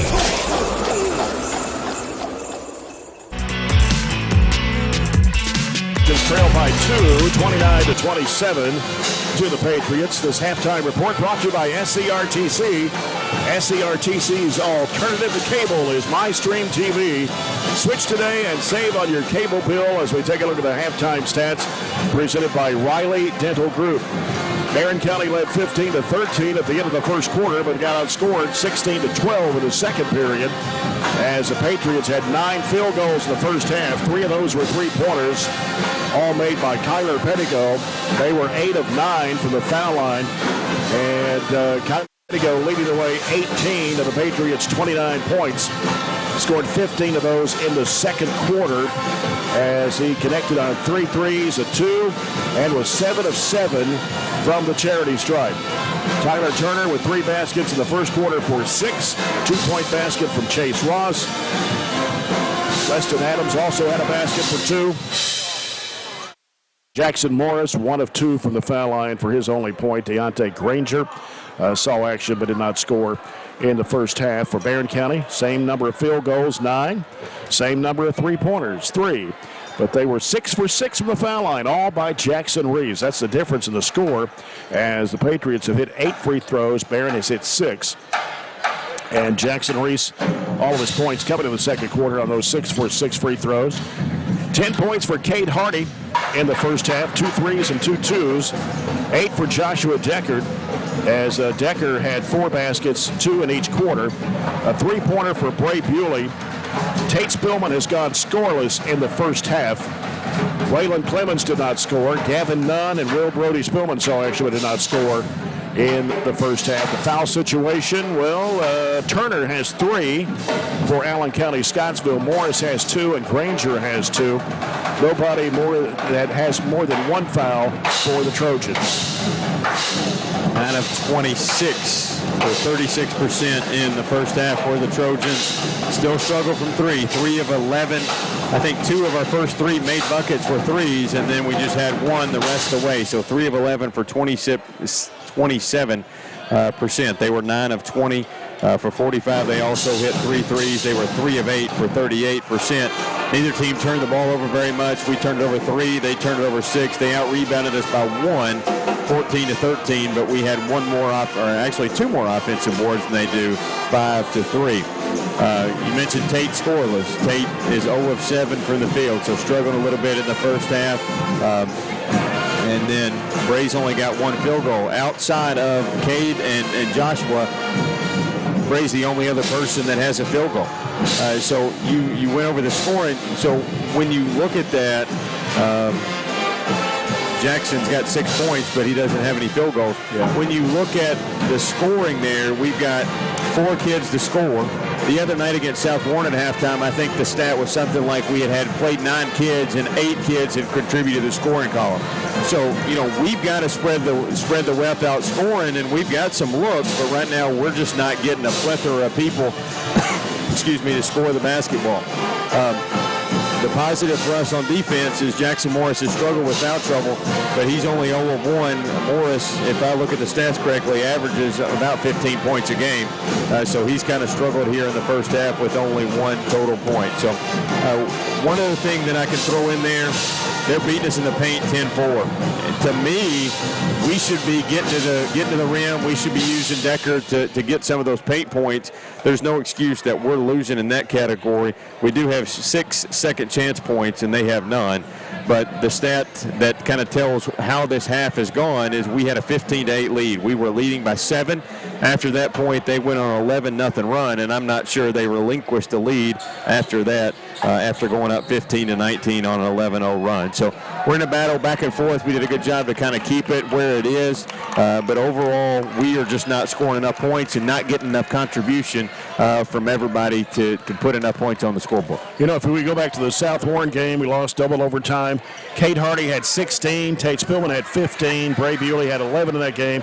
We shot pretty well overall, 47.4%, but we were only 5 of 25 from behind the arc. So that's where we've got to improve on. Yeah, we can't rely on it though. We can't just continue to go to that well when there's no water in there. We've got to find other ways to score. But at the same time, it's kind of this tough conundrum. Do you pass up open looks to to do something else. So we're still figuring things out in our offense. We have good shooters, and eventually they're going to start falling. We talked about just getting up enough shots in practice to coming in the morning early, getting up those shots. We've got a new shooting machine that we're using. So we're doing the things that we need to, and eventually, hopefully those shots start to fall, and we start to click a little bit more on the offensive end. That's been the SERTC halftime report. We'll come back with our second half, third quarter, sponsored by Extreme Health Club and ATM Media Solutions. When we return, it is Allen County, Scottsville 29, Barren County 27 on WCLU 104.7 FM.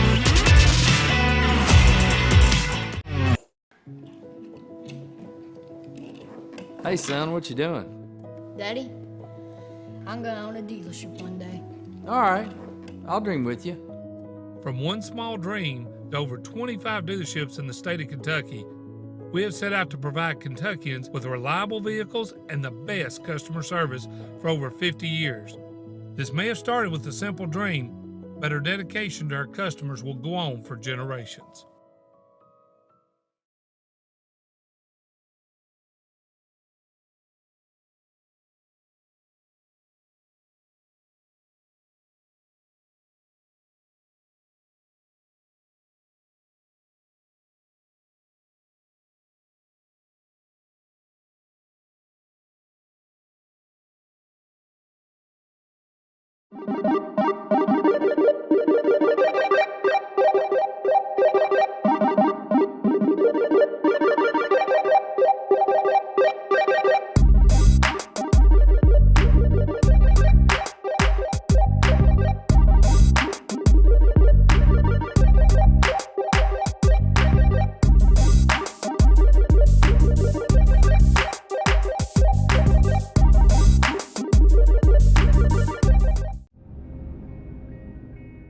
So Aero Safety is an international safety consulting company based right here in Glasgow, Kentucky. We offer a wide variety of services, ranging anything from safety training to administrative services like policy procedures.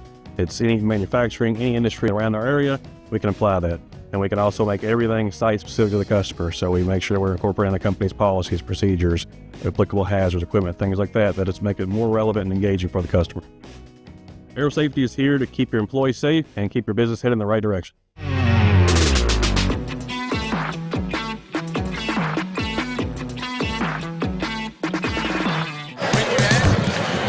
Here in Allen County, Scottsville, as we get set for the second half. The Patriots 29, the Trojans 27. Again, Barren County Trojanettes at E-Town Saturday, 1 o'clock. We'll have the broadcast 12:45 against South Oldham, and then we'll travel to Beaver Dam later in the evening as the Trojans take on the Ohio County Eagles. That'll be a JV varsity doubleheader. We'll be on there at about 6:30 following the JV game on Saturday, and that will be it until after Christmas. Trojans are going to Las Vegas. The Trojanettes are going to Florida. And Jay's I want to celebrate Christmas. I was going to say, Jay's going on Christmas break. That's right. We won't be back for another broadcast after tomorrow until January 3rd in a district doubleheader against Warren East.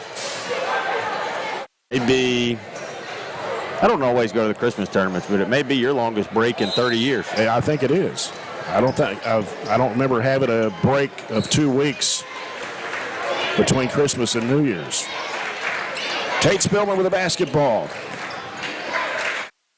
Set things up. Working to the right side of the floor. Gets rid of it off to Kate Hardy. Hardy sends it out to Jackson Reese, who starts the second half.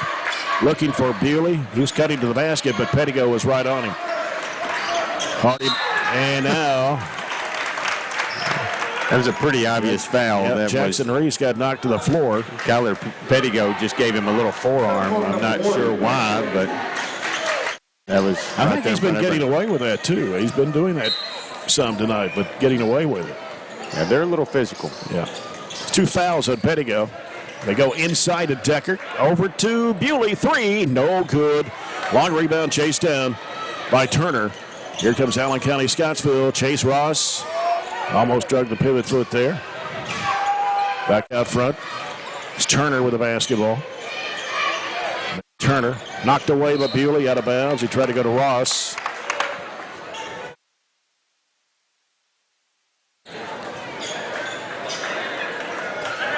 I was thinking we might have an update score halftime on the Glasgow Warren East boys game, but not as of yet. Here's Pettigo, left side to Turner. Now Turner lobs it for Morris, was falling out of bounds with it, had to get rid of it. Now Ross for three, and he nails it. Ross's second basket of the night. He only averages 6 a game, and it's a 32-27. Nobody went out to pick him up, and he just pulled the trigger on it. Here's Jackson Reese down low, got it to go down. Didn't use the backboard there, kind of tempted it right over the rim and hit back iron and fell through. 8 points for Jackson Reese. It's 32-29 Patriots. Pettigo dumps it off to Ross. Ross wants to work against Bewley. Spin move, kicks it back over the left side. Adams for a three-pointer, and he hit it. Back-to-back threes for them. Extend their lead to 6. It's 35-29. Now Bewley goes right side with it to Hardy. Gives it to Spillman in the corner. Spillman working against Ross. Heads in there, goes in for the shot. No. And a rebound as Spillman goes down to the floor to fight for it. Scrambling against Adams and ties it up, but it goes to ACS. Hey, South hung 100 on them the other night. Yeah. So there's some places to get some points against them. We just haven't been successful making enough shots. You got to remember, this Allen County-Scottsville team averages 71 points a game, but they give up 72. Going to have a foul on Jackson Reese. His second. Team's first of the quarter. Waylon Clemens coming back into the Trojan lineup. 35-29. Patriots lead it by 6. Pettigo off the screen, driving. Works inside and floater over the rim. Morris puts it up and in. Having caught it behind his head, and now they've extended this lead out to 8 at 37-29. I don't know how he broke free there for that offensive board. 30-second timeout. But just struggling right now to see how they are catching in on opportunities, and we're not. That one, when you would go back and look at it, nobody had really blocked him out. The ball bounced awkwardly, and he was able to corral it over his shoulder for the putback. So quick timeout for the Trojans after we go down 8. Here's an update score on the Warren East Glasgow boys game. Warren East leads 35-30 halfway through the third period.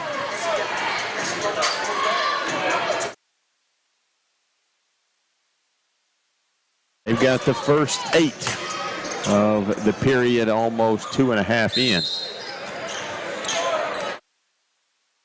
Allen County-Scottsville has scored 8. Barren County has scored 2 here in this third. Need a bucket. Here's Bewley. He'll give it to Hardy. On the left side, out top it comes to Clemens. He'll go right side with it to Bewley. Down low, Decker trying to muscle it up, and it comes off. Try to draw a foul there, but Adams gets the rebound. And a chance here, Allen County-Scottsville could take a double-figure lead. Can't rely on the foul. Pettigo sends it over to Ross in the right wing. Got a whistle away from the ball. 3 seconds in the lane against Allen County-Scottsville. Morris camping out in there. Haven't really generated a lot of turnovers either way, but we're going to have to do something a little bit differently. Maybe go to that 1-2-2 jump trap that we have just to generate some more action into turnovers. Yeah. Tate Spillman still scoreless in this game. Top of the key is Clemens. Gives it to Bewley on the right wing, guarded by Pettigo. He wants to drive with it. Goes up, gets hammered. He'll get 2 shots. And they'll put this one on Pettigo, and that is number 3 on him. Second one of the quarter against the Patriots. So 2 shots for Bray Bewley. Knocked down a 3-point shot back in the first quarter. And that free throw rims in. Make it 37-30. One more now for Bewley, and it's good. 37-31. Trojans down 6. 4:38 to play, the third period. Pettigo with the basketball, sends it over to Turner. Down the left side to Ross, skips it back over the right side. Pettigo with a 3. It is off high. And a rebound taken in there by Hardy. Hardy Sends it right side over to Spillman. Spillman, the crossover move against Ross, and a blocking foul on Ross. And we went to that 1-2-2 jump trap that we just talked about and ended up getting them to take a three that they probably didn't mind because it was by their best player. We corralled the rebound, get a stop, and try to get some points off of this foul. Granger comes in to replace Ross for Allen County-Scottsville. Ball comes in the corner to Decker. And ball knocked away by Turner, trying to come back out to Hardy. Comes into Spillman. Tries to work inside the paint, throws it up, try to draw the foul there, and finally got a foul.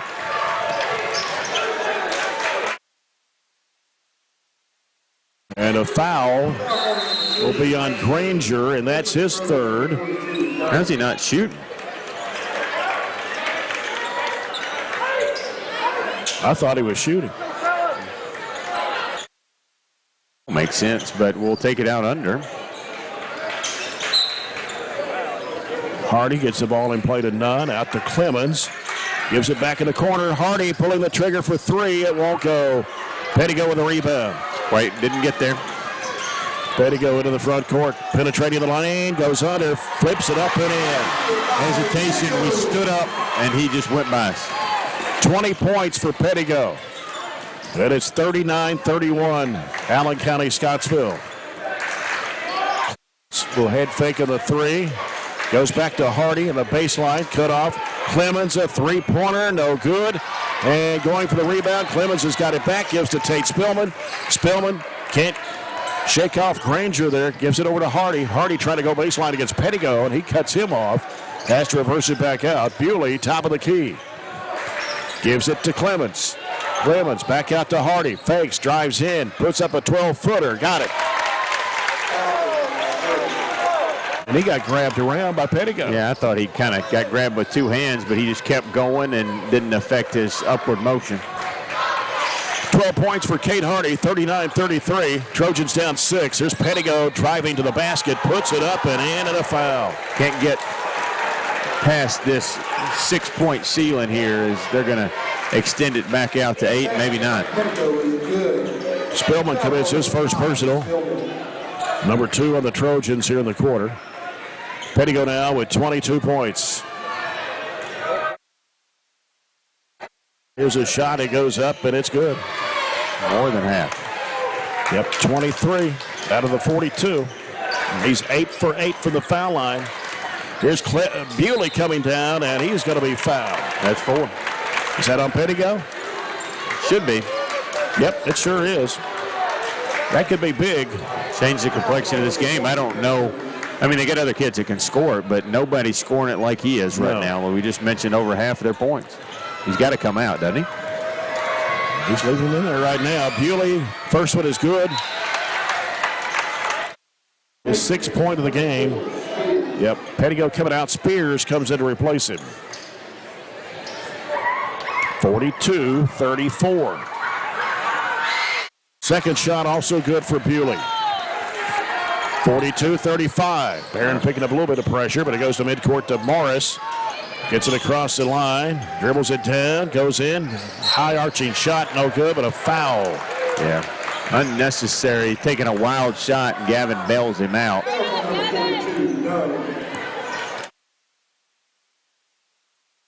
Two fouls on Gavin Nunn, 3 on the Trojans here in the quarter. Jackson Morris is 1 of 2 from the foul line. 2:45 to go here in the third quarter. Barren County down by 7.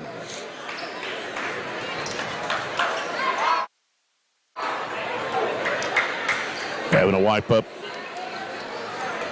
the floor a little bit.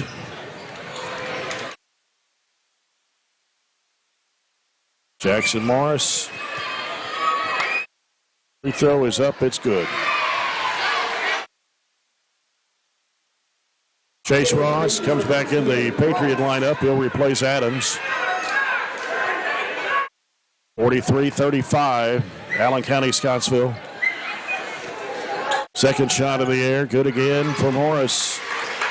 44-35. Barren down by 9 points here. Here's Bewley, right side over to Hardy. Hardy. Cross-court pass over to Clemens. Clemens goes baseline, throws it up. No, came up short. Coming out there with his Chase Ross. Ross into the front court, angles off to the right, behind the back dribble. Now wants to work against Hardy. He's picked up his dribble now, needs some help. Bounces it out to Morris. He's going to fire up a three-point shot. It is no good. And Granger over the back of Clemens. And that's going to be his fourth, team's fifth. And so Barren will shoot free throws.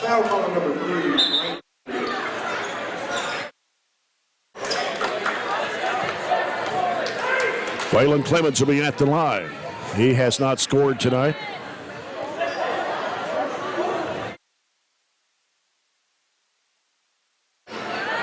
.2:13 to go. 44-35, Allen County-Scottsville. Why is it taking so much time here? They took Granger out, but since it's 2 free throws, he can't come out until after the first one. So they had to kind of reshuffle things. Clemens puts it up, and it is coming off.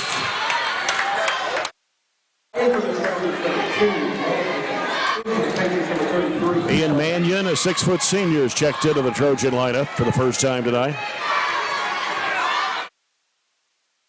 Clemens' second throw, too hard. Rebound comes off to Turner. 2:08 to go in the third. Allen County-Scottsville up by 9, 44-35. Ross on the dribble. Gets rid of it off to Spears. Spears works against Clemens. Takes it off to the right side, halfway to the corner. Picks up his dribble. Needs some help. Fires a bad pass. Ball is loose, but Spears down to the floor with Clemens to tie it up. Possession goes back to the Patriots. Had a chance at it, but it just got bounced around where we couldn't really grab it. Decker coming back in for the Trojans. Jackson Reese also back in. So now we got Tate Spillman, Bray Bewley, Joshua Decker, Jackson Reese, Ian Mannion. Ball got tipped by Bewley, but taken by Spears way on the other end of the floor. Spears gets it across midcourt, gets it in a trap. Here's Ross in the corner. Now to Adams. Adams fires it in there to Turner. Shot no good. We're going to get a foul. Tate Spillman is going to be called for the foul. It just got partially blocked. I didn't see any body contact on that.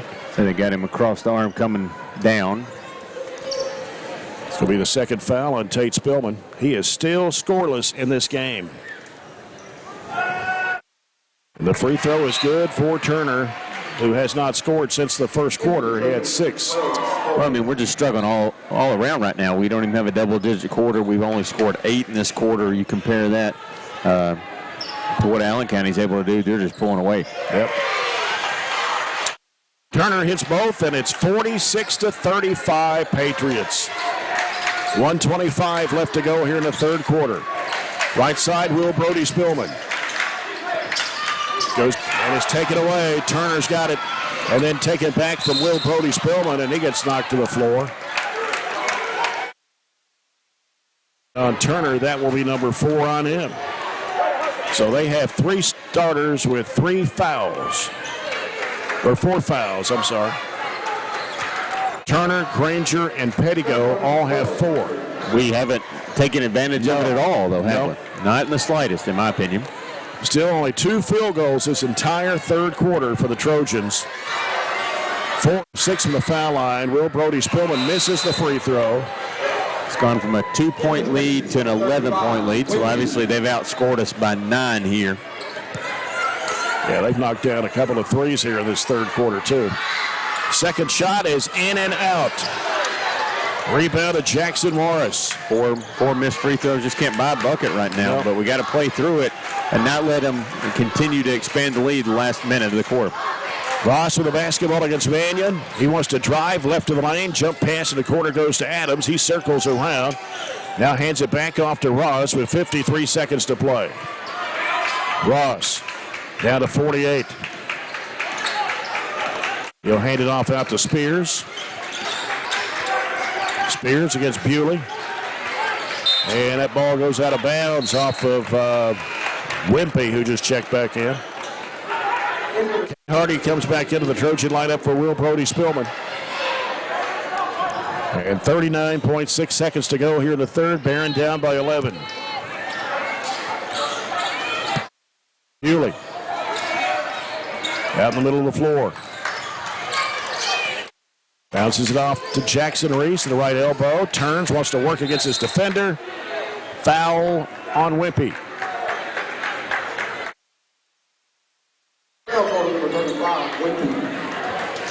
Two shots for Jackson Reese.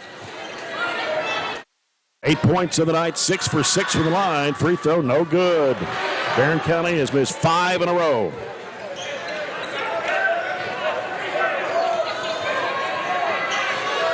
Second shot of the way, it's good. 10-point lead for the Patriots, 46-36, 22 seconds to play. Ross in the backcourt gets rid of the basketball to Wimpy. He's covered up by Mannion. Throws it back down to Ross. Halfway to the corner. Dribbles it almost to the corner. Reverses it back out. And the ball almost taken by Bewley. And the ball gets poked away out of bounds. 6.7 seconds.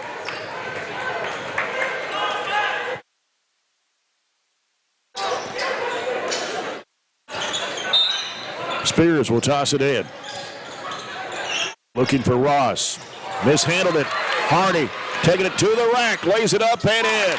Needed that. That was our first bucket in 3 minutes and 15 seconds to end the quarter. And that will end it for the third quarter. And it's an 8-point lead for the Patriots. 46-38 over the Trojans. We'll be back after this break. This is Barren County basketball on WCLU 104.7 FM.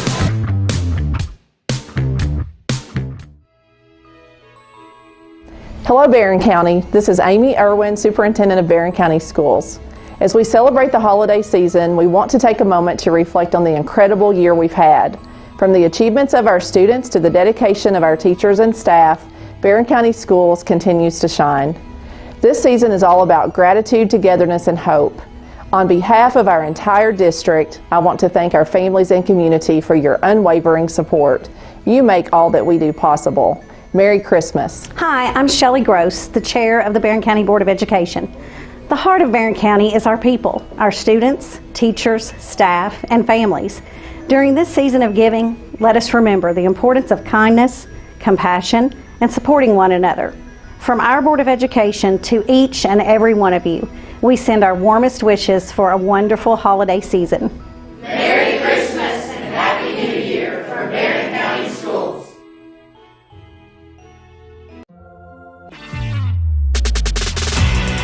By 8, heading into the fourth quarter. It is 46-38. Barren County got outscored 17-11 in the third period. This fourth quarter brought to you by CPC Commodities, proven in our farm and made for yours. Trojans with the basketball. Kate Spillman still has not scored in this game for Barren County. 0 for 3 and from 3, and they've gone zone because of that. Here's Jackson Reese driving into the paint, kicks it back out to Spillman. Left side, Hardy, 3-ball, got it! They went zone. A few of those. Yeah, they went zone because of our poor shooting. We're 3 of 14 before that make. Ball comes into Wimpy. Now Wimpy in the backcourt, in a trap. Almost threw it away, and he did. Here's Jackson Reese coming up with it. Well, he had the basketball, but they say the Patriots had touched the sideline here. Kind of when they had dual possession, a Patriot was out of bounds. That's kind of the energy we need, and they're going to have to make decisions on how much they play their kids with 4 fouls. 2 of them are out there. Kate Hardy with 3. Hatcher and Sadler hit her home threes in this ball game. Dumps it down to Decker, and a foul. 2 hands. Adams just pushed him right off the block there as we were trying the entry pass to get in the post. That's his first foul of the fourth quarter against the Patriots.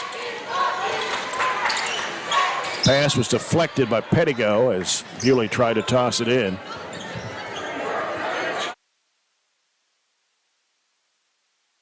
Bewley, right baseline. Lobs it out to Reese. Reese on the dribble, sends it over to Bewley. Back out to Hardy. They only went zone that one possession. We'll give it to Reese at the right elbow. Turns, fires it off to Spillman, going to the bucket, puts it in for his first two tonight. Little backdoor cut out of the X Series gets him going maybe in a 3-point one-possession game. 46-43, 6:46 to play. Pettigo with the basketball. Working against Spillman, one-on-one. Gets with the basketball to Ross, going up the baseline and swatted out of bounds by Spillman.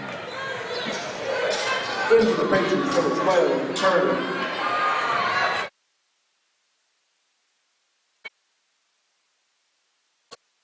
As Pettigo right of the bucket to toss it in. And almost stolen away by Bewley. Turner in the corner. Morris fakes, drives in, jump stop. He walked. Yep, there it is. They're going to call it. All right, see if we can keep the momentum here. We just threw the ball in. They're going to. One official called an Allen County timeout. We'd already thrown the ball in, and we had pretty much a breakaway layup because Allen County's kids were coming over here to the sideline. So they won't grant the timeout, but we'll get the ball out on the side. Just miscommunication by the Stripes there. Bewley with the ball, top of the key. Right side, it goes to Spillman. And now Spillman looking down low. They floated down in there to Decker. Decker turns, follow-away shot is no good, but a foul on Warren East, and it will be on number 10. That's Chase Ross. That's 3 on him. Second foul of the quarter against the Patriots. That'll put Joshua Decker at the line. He had 4 baskets in the first half for 8. He's 9 of 17 from the foul line on the season. He can hit both of these. That would pull the Trojans to within 1 point.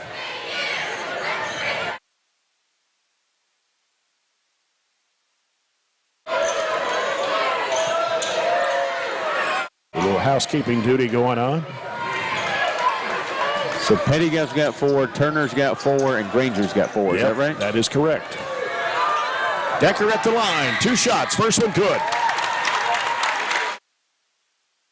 Makes it 46-44.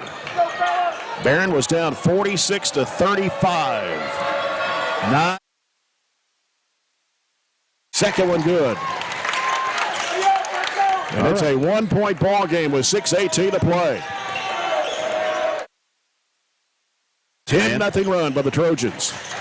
Switching defenses a little bit. Back man now, extending it. They hand it off to Ross. He circles around to the right side. Ross out front now to Turner. Turner guarded closely by Hardy. Just under 6 minutes to play here. Turner with a basketball. Gets with the basketball to Pettigo. Dumps it down to Morris. Morris works inside there. Puts it up. It is no good. A rebound to Jackson Reese. Reese pushes it down the floor on the left-hand side. Reese going inside. Flips up the shot. No good. Got his own rebound, and he's going to be fouled by Pettigo. And that's it for Pettigo. Nope, he didn't call it on Pettigo. Nope. He called it on 33. Well, it should have been on Pettigo. I thought so. Huge break for them. That's only going to be 2 on Adams. Could have been shooting, too. That's a...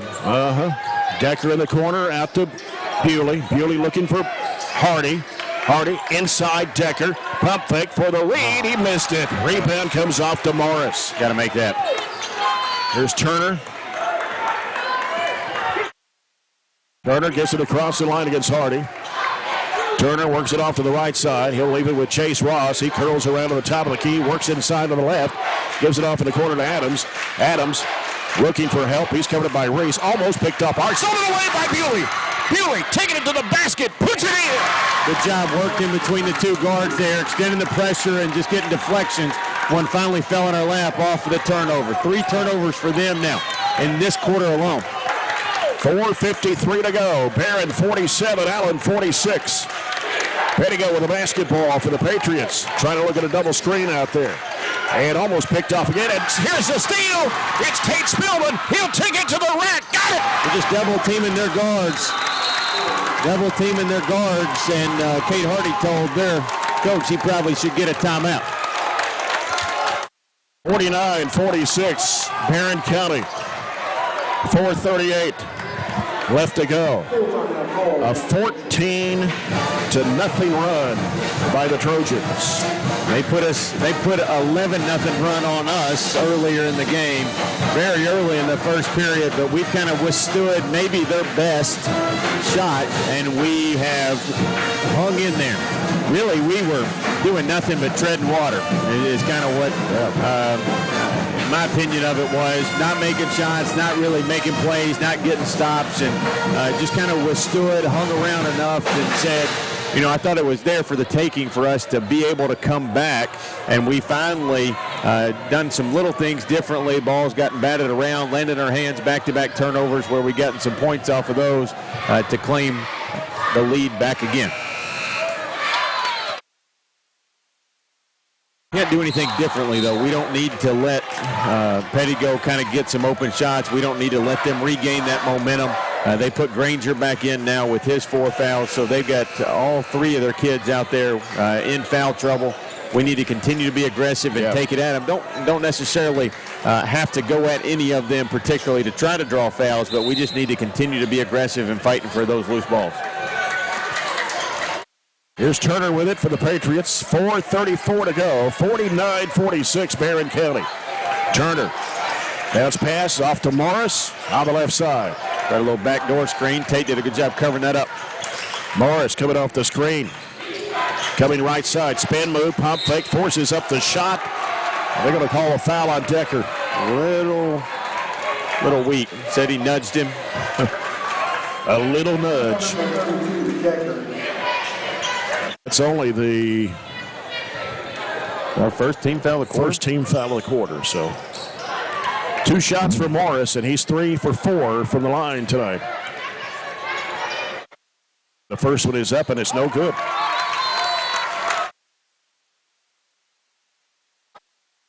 The pressure has to be on Pettigo, Turner, and Granger with those 4 fouls. They can't be as aggressive.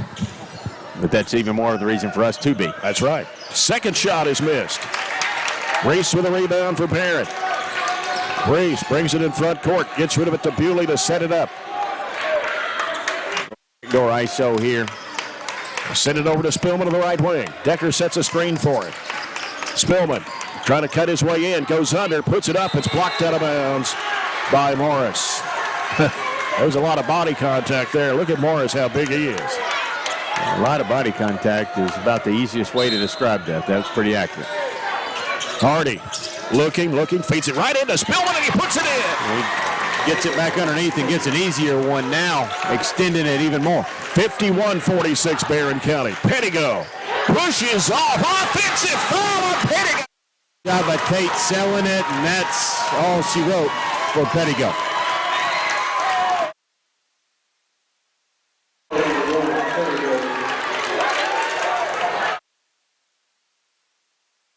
Completely changed the complexion, I assume, of the game here without a kid that's averaging 25 a game for him. You would think. Down to 3:47 to play. Bewley with the basketball for the Trojans. 51-46. Pettigo is out with fouls.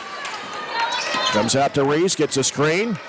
And try to feed it. He does to Spillman. Got a lot of traffic down there. They're going to call him for a double dribble. I thought it got batted away. Got knocked away anyway, and he could regain his dribble, but that's our first turnover, just our 3rd one of the game on my sheet. Turner in the backcourt against Spillman. Turner gets it across the line, reverses back left. Spillman trying to stay with him. Gets a screen, takes it right side. Ball kicked out of bounds with 3:23 to play. I like the run and jump we're doing with the guards, giving extra pressure out there to ball handlers. Ball comes in the corner to Spears. Spears gets cut off by Hardy. He steals it from him. Here's Hardy. At Granger. He's got. Yeah, I know. Should have took it to him. But we'll pull it out and save the possession and work it around outside. Yeah. Hardy gives it back out front to Bewley. 3:10 to go in the game. Bewley will leave it out there with Jackson Reese. He'll bounce it out to Decker. And out goes to Hardy with it on the right side. Hardy sends it back out front to Bewley. Ross is on him. He'll give it to Spillman. Spillman dumps it in there to Decker. Decker looks, throws it back out to Hardy. Hardy back over the right side. Bewley back to Hardy. Straight away, three-point shot. No good. Batted up in the air, batted out. And it Spears with it for Allen County-Scottsville. Ball got ricocheted. Here's Granger driving underneath, missing the shot. Decker has the rebound for the Trojans. 2:36 to play. 51-46. Barren. Jackson Reese gets it across the line. Timeout by Barren County with 2:31 left. Barren County 51. Allen County-Scottsville 46. Barren County has outscored Allen County-Scottsville 13-0 in this final quarter.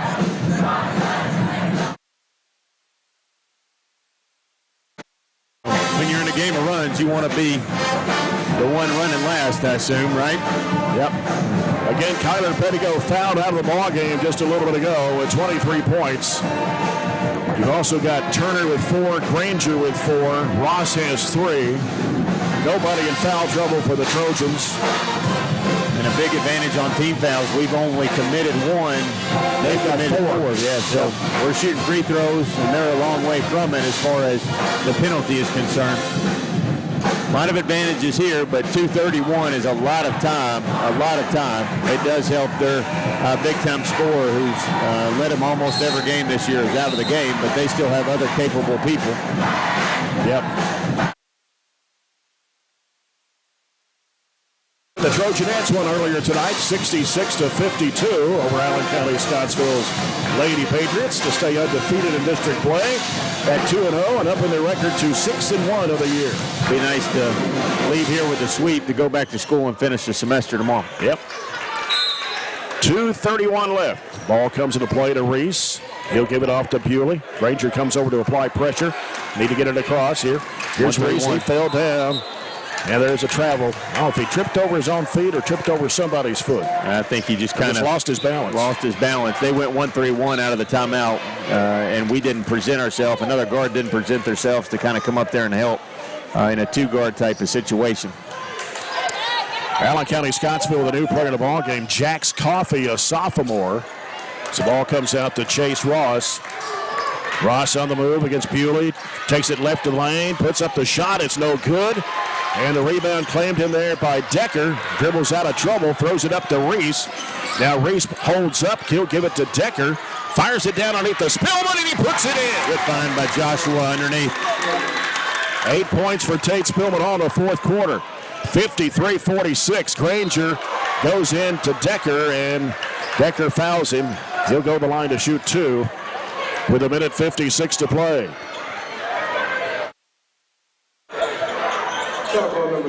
Granger on the season looks like he's 4 for 11 from the foul line.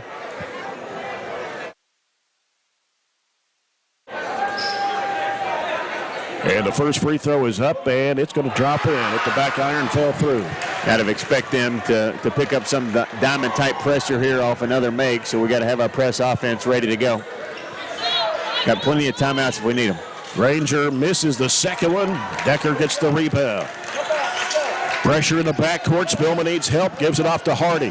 Hardy in the middle to Decker. Decker pass deflected by Morris. He tried to fire it off to Reese. And with 1:46 to play, Barren County leading by 6, 53-47. And Reese will get it out to Decker. He'll hand it off to Hardy. Got Jax Coffey guarding him. They go right side with it to Reese. They fire it across over to Bray Bewley. Now Bewley looking at a trap in the middle. Here's Spillman breaking free, and he puts it in. And that was a good job. Bray playing quarterback, looking off the center fielder back there over to the corner, and Tate was wide open in the middle. 55-47. Morris for 3. No. And a rebound to Granger. Granger with 1:17 to play. Granger wants to drive. Pulls up, forces up the shot. No good. Chased down with a rebound. Coffey loses it out of bounds. It's Barren County's basketball with 1:08. Again, Allen County-Scottsville only 1 point here in the fourth quarter. Barren County has scored 17. They're in their diamond pressure there, the 1-2, 1-1. Bewley, he's going to drive to the bucket. He'll lay it in. It's going to count, and a foul on Allen County-Scottsville. That may have been the poorest executed press I've ever seen. Foul will be on Ross, his fourth. 10-point lead for the Trojans. Hold on. Let me be nice. That was the best executed press offense I've ever seen. Bewley puts it up and in. 5 for 5 at the line tonight for Bray Bewley. And it's 58-47. 1 minute to play. Barron's going to get their second win of the season. They're going to even their district record at 1-1. And there's a ball going out of bounds right into the Allen County-Scottsville bench. They had 8 turnovers coming into the fourth period. They've got 6 just this quarter, and I think this run that we're on has all but dismantled any hope for them, and they're just kind of, for lack of anything else to say here, I think they're just kind of laying down and giving up. This is WCDS 1230 AM, 104.7 FM, WCLU 104.7 FM, Glasgow. Just after 9 o'clock here in Scottsville. And Glasgow and Warren East heading into overtime, tied 58-58.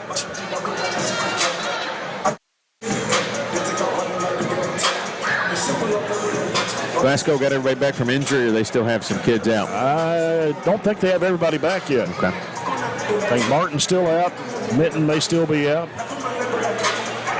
That's maybe a more impressive win, especially without those, or just a chance to win it there in overtime if they're able to pull that off. 53 seconds to play here.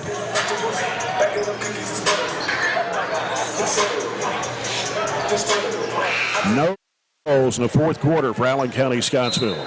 1 of 4 from the foul line. Yeah, this is the win you got to get because you just mentioned Warren East and Glasgow are going to be very tough games for us. Yep. Here's Hardy to Bewley in the corner to Reese. Reese lobs it back. It's picked off. Turner had it and then tapped it to Granger and then taken back by Bewley. Bewley will get rid of the basketball to Reese. 36 seconds to play. Yeah, there's a bump. No call. Yeah. They're going to let him play these last 30 seconds, I guess. Bewley in trouble. Bounces off to Hardy. He had it knocked out of his hands. Barren County's basketball at 24 seconds to play. I would think Allen would try to foul here, but we need to be strong with it either way.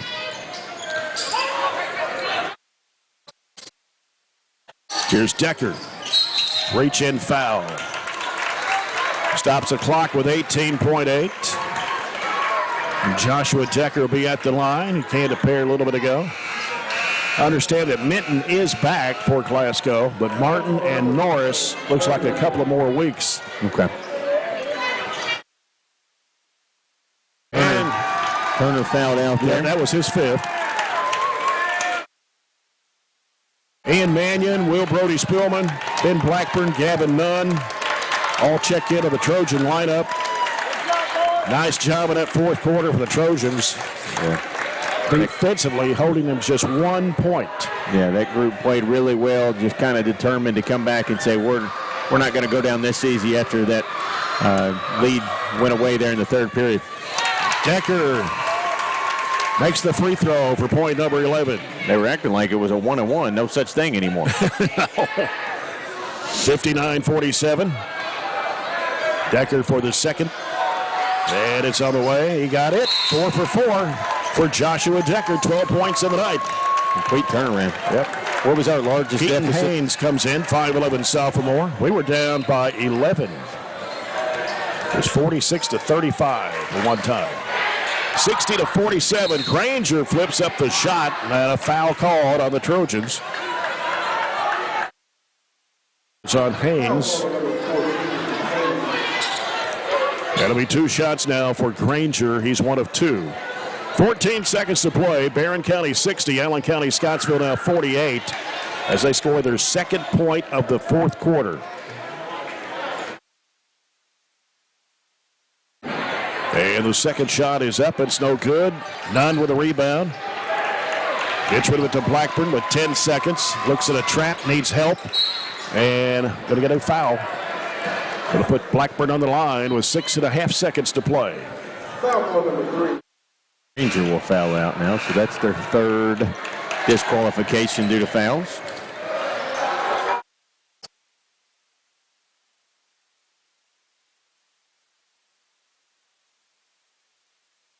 So Blackburn at the line, 6'2" junior for 2 shots. Throw is good. 61-48. Outscored them. I've got theirs. 23-2. Okay. 23-2. Make it 24-2. Barren has scored 24 points in this fourth quarter to 2 for Allen County-Scottsville. And they'll just dribble it out, and Barren County will get their first district win of the season. 62-48 over Allen County-Scottsville to go to 2-5 overall. The record is 1-1 in district play. Allen County-Scottsville drops to 2-3 on the year, 0-1 in district play. We'll return with our post-game coverage in a moment, brought to you by SCRTC. This is Barren County Trojan basketball on WCLU 104.7 FM.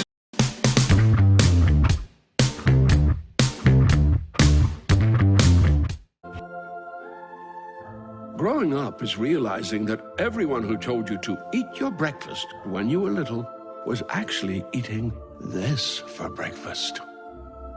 It's your turn to take your place at the breakfast table and savor the taste of culinary independence with freshly toasted bagels at McDonald's. Indulge in the breakfast you've always wanted and start the day off the right way, your way. Ba-da-ba-ba-ba. Hey, Lindsay, it's turned cold. Well, Billy, that means it's time to fill up everyone's propane tanks and wish everyone a Merry Christmas. Yes, we want everyone to enjoy the holidays and stay warm. To change the subject, Billy, our new location reminds me of the Polar Express. Just think, if the Polar Express rolled down the tracks and stopped at Southern States on its way to the North Pole. Well, we are just across the railroad tracks in Glasgow. It could happen. We hope that our friends and customers enjoy the true spirit. Reliable internet and great customer service, 2 things you'd like to have? I'm talking local service and quick response when my internet is out, which never happens, by the way. That's exactly the type of customer service you get from an awesome internet provider like SCRTC. Not only do they provide gig speed and superior Wi-Fi solutions, SCRTC backs it up with phenomenal customer service. That is true value in an internet provider. Go to SCRTC.com and get yours with an unmatched service guarantee. At Kuzma Family Dentistry, we specialize in changing smiles and changing lives.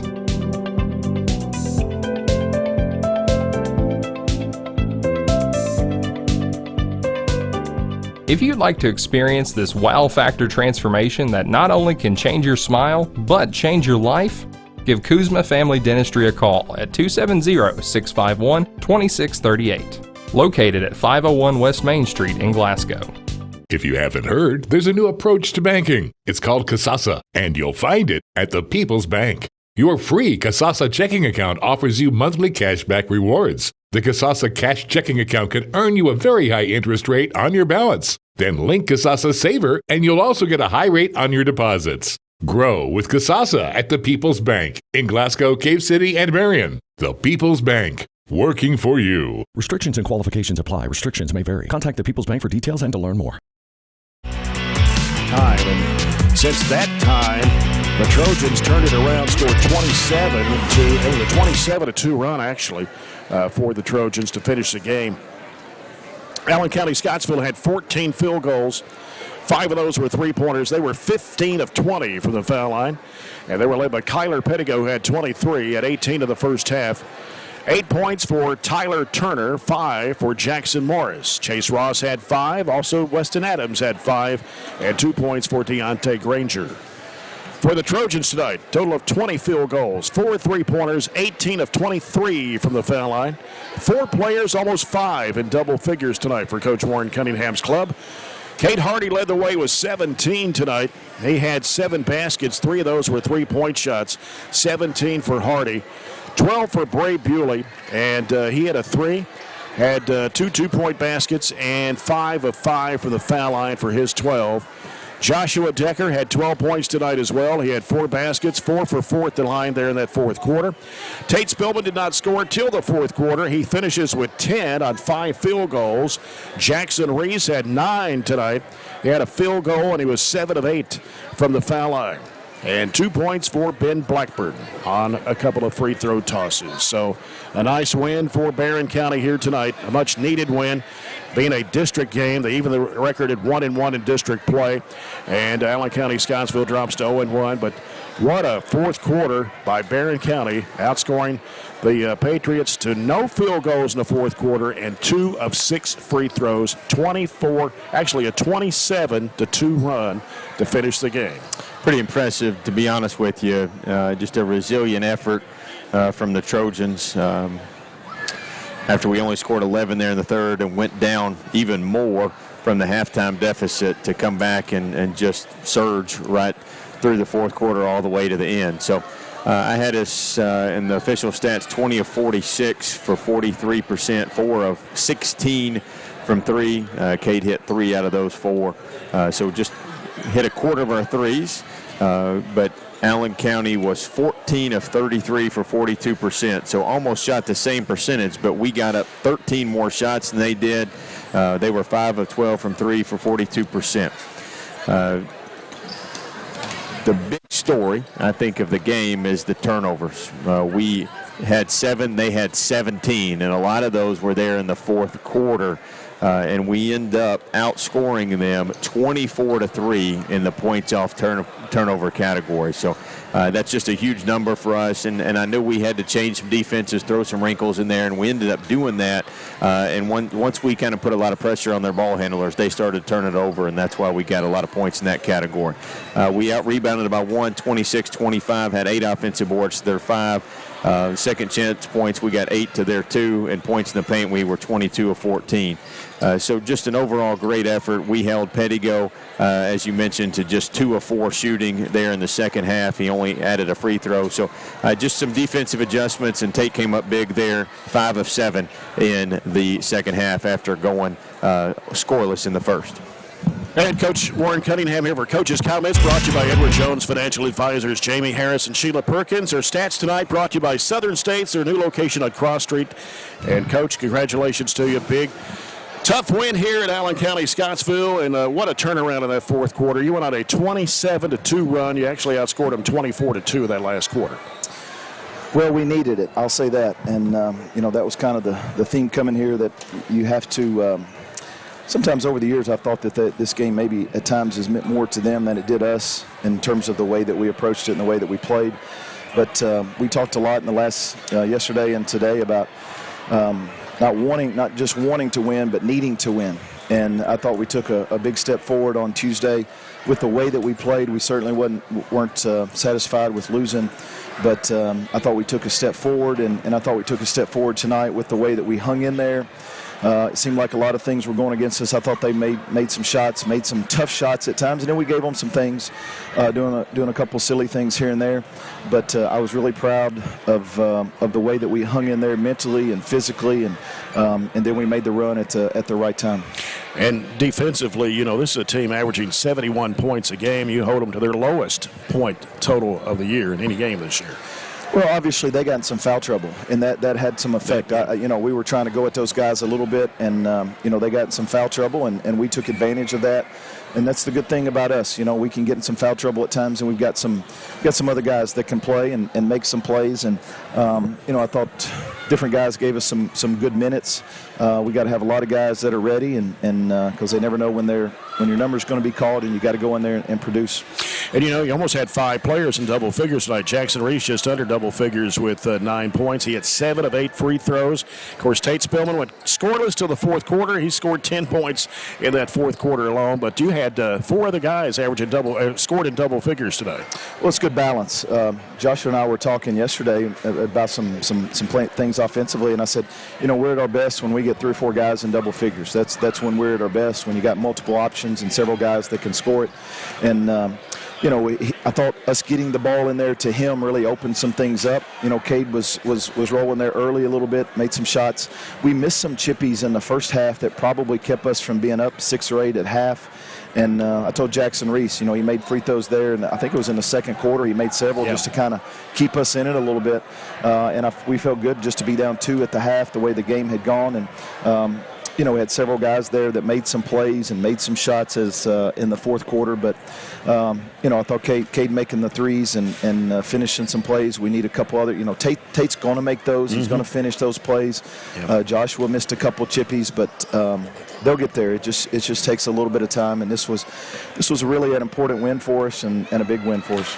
So you go to 1-1 in district play now. Yeah. Glasgow wins tonight in overtime over Warren East, 75-71. So now Warren East is 1-1 in district play. Glasgow now 1-0, and Allen 0-1.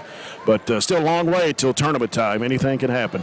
Yeah, and I think I've said this. I haven't really seen any of Glasgow, but I've obviously saw Warren East and Allen, and told our guys this. I don't think there's a big difference in the four teams, and I don't necessarily think, you want to be the one seed. I don't know that it matters because you're going to play more wide somebody. open this year. Yeah, it is. It really is, and you just got to be the team that improves throughout the year the most and put yourself in good position. Yeah. Well, you get one night off and you go to Ohio County on Saturday night, a team that have a scorer, I believe his name's Ryan Durham, and averages about 18 points a game. They're playing in Sellersburg, Indiana tomorrow night, but that's a JV varsity doubleheader, right? Yes, it is. And it's at, is it 5:30 for the JV? I think so. Okay. You're asking hard questions. But yeah, I think so, because we went back and forth. And I think I emailed them back. Whatever's on the schedule, I know is right, because I checked it before I proofed the schedules to make sure, but I'm pretty sure it's 5:30 and 7, but it is a JV and varsity game at Ohio County. I know Ohio County lost a lot of their starters from last year, so they did, and I don't know that much about them. We'll have the guys ready by Saturday, but I don't. Just told the guys this: Ohio County's always solid. Yeah, I mean they have especially up there. They are. They have a good basketball program. We've played them off and on over the years, and they're always solid. So I know that they did lose some guys, but I promise you they got some other guys that can play a little bit. Well, this is a good win for you, Coach. Yep. Congratulations to you. We'll see you on Saturday night. All right, thank you. Coach Warren Cunningham, the Trojans, they win it here on the road. Allen County-Scottsville 62-48. And we will come back with our final words here. I think we've got all the stats covered, so we'll come back with to finish up our broadcast here from Allen County-Scottsville again, 62-48. Trojans over the Patriots. We'll return after this break on WCLU 104.7 FM. Get a great deal on select Kubota equipment. The BX Series is the #1 selling subcompact tractor in the U.S. The versatile lineup is built to help you make the most of your land. Right now, bring home select Kubota equipment for 0 down, 0% APR for up to 72 months on select BX models. Now through September 30th. See us or go to KubotaUSA.com for full disclaimer. Your local Kubota dealer is J&J Sales, 1311 West Main Street in Glasgow. We've got you. It's a pledge to make sure you're always taken care of. A pledge that your Touchstone Energy Cooperative honors each and every day. When it comes to keeping things running smoothly or getting them back on track when they're not, we've got you. Always.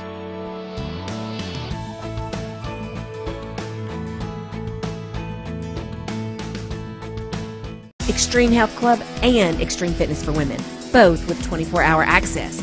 And Extreme Blend Smoothie Bar to help you refuel and recover. Over 8,000 square feet of weights in Extreme Health Club, and ladies only at Extreme Fitness for Women, including tanning beds, both with access to saunas, infrared saunas, and a 90-degree saline therapy pool. You'll love the wide variety of classes with experienced instructors. Personal training is available and with the best in the business. Call or stop by today and see what everybody's talking about. If you're ready for all Christmas all the time, tune to Santa 102.3. Rocking around the Christmas tree. Santa 102.3. Take a trip down Candy Cane Lane with me. Run, run, Rudolph, better make the fall. The Christmas station. Santa 102.3.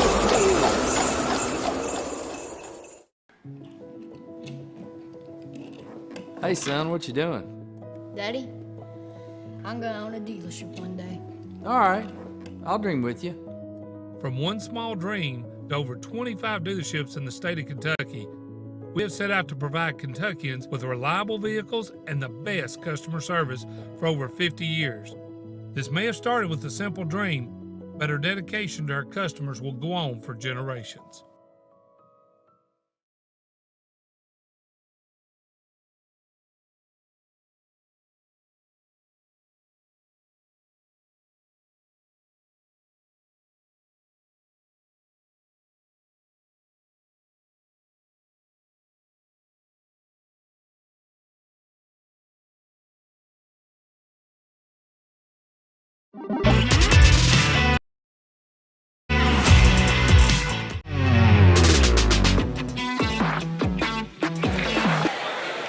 Again, our final scores here tonight are the Trojanettes winning 66-52 over the Lady-Patriots, and the Trojans winning 62-48 over ACS tonight. We will be on the road Saturday with the Trojanettes taking on South Oldham up in Elizabethtown. That's at 1 o'clock Central Time. We'll be on there at 12:45 with a broadcast from Elizabethtown High School. And then we'll travel from there to Ohio County, where the Trojans will take on the Eagles in a JV varsity doubleheader. We'll be on there about around 6:30 on Saturday night for that broadcast as well. For Robert Bauer, studio producer Jake Norris, Aaron Russell, and his live stream crew, this is Jay Turner. Till Saturday night, thanks for being with us, and so long, everybody, from Allen County, Scottsville.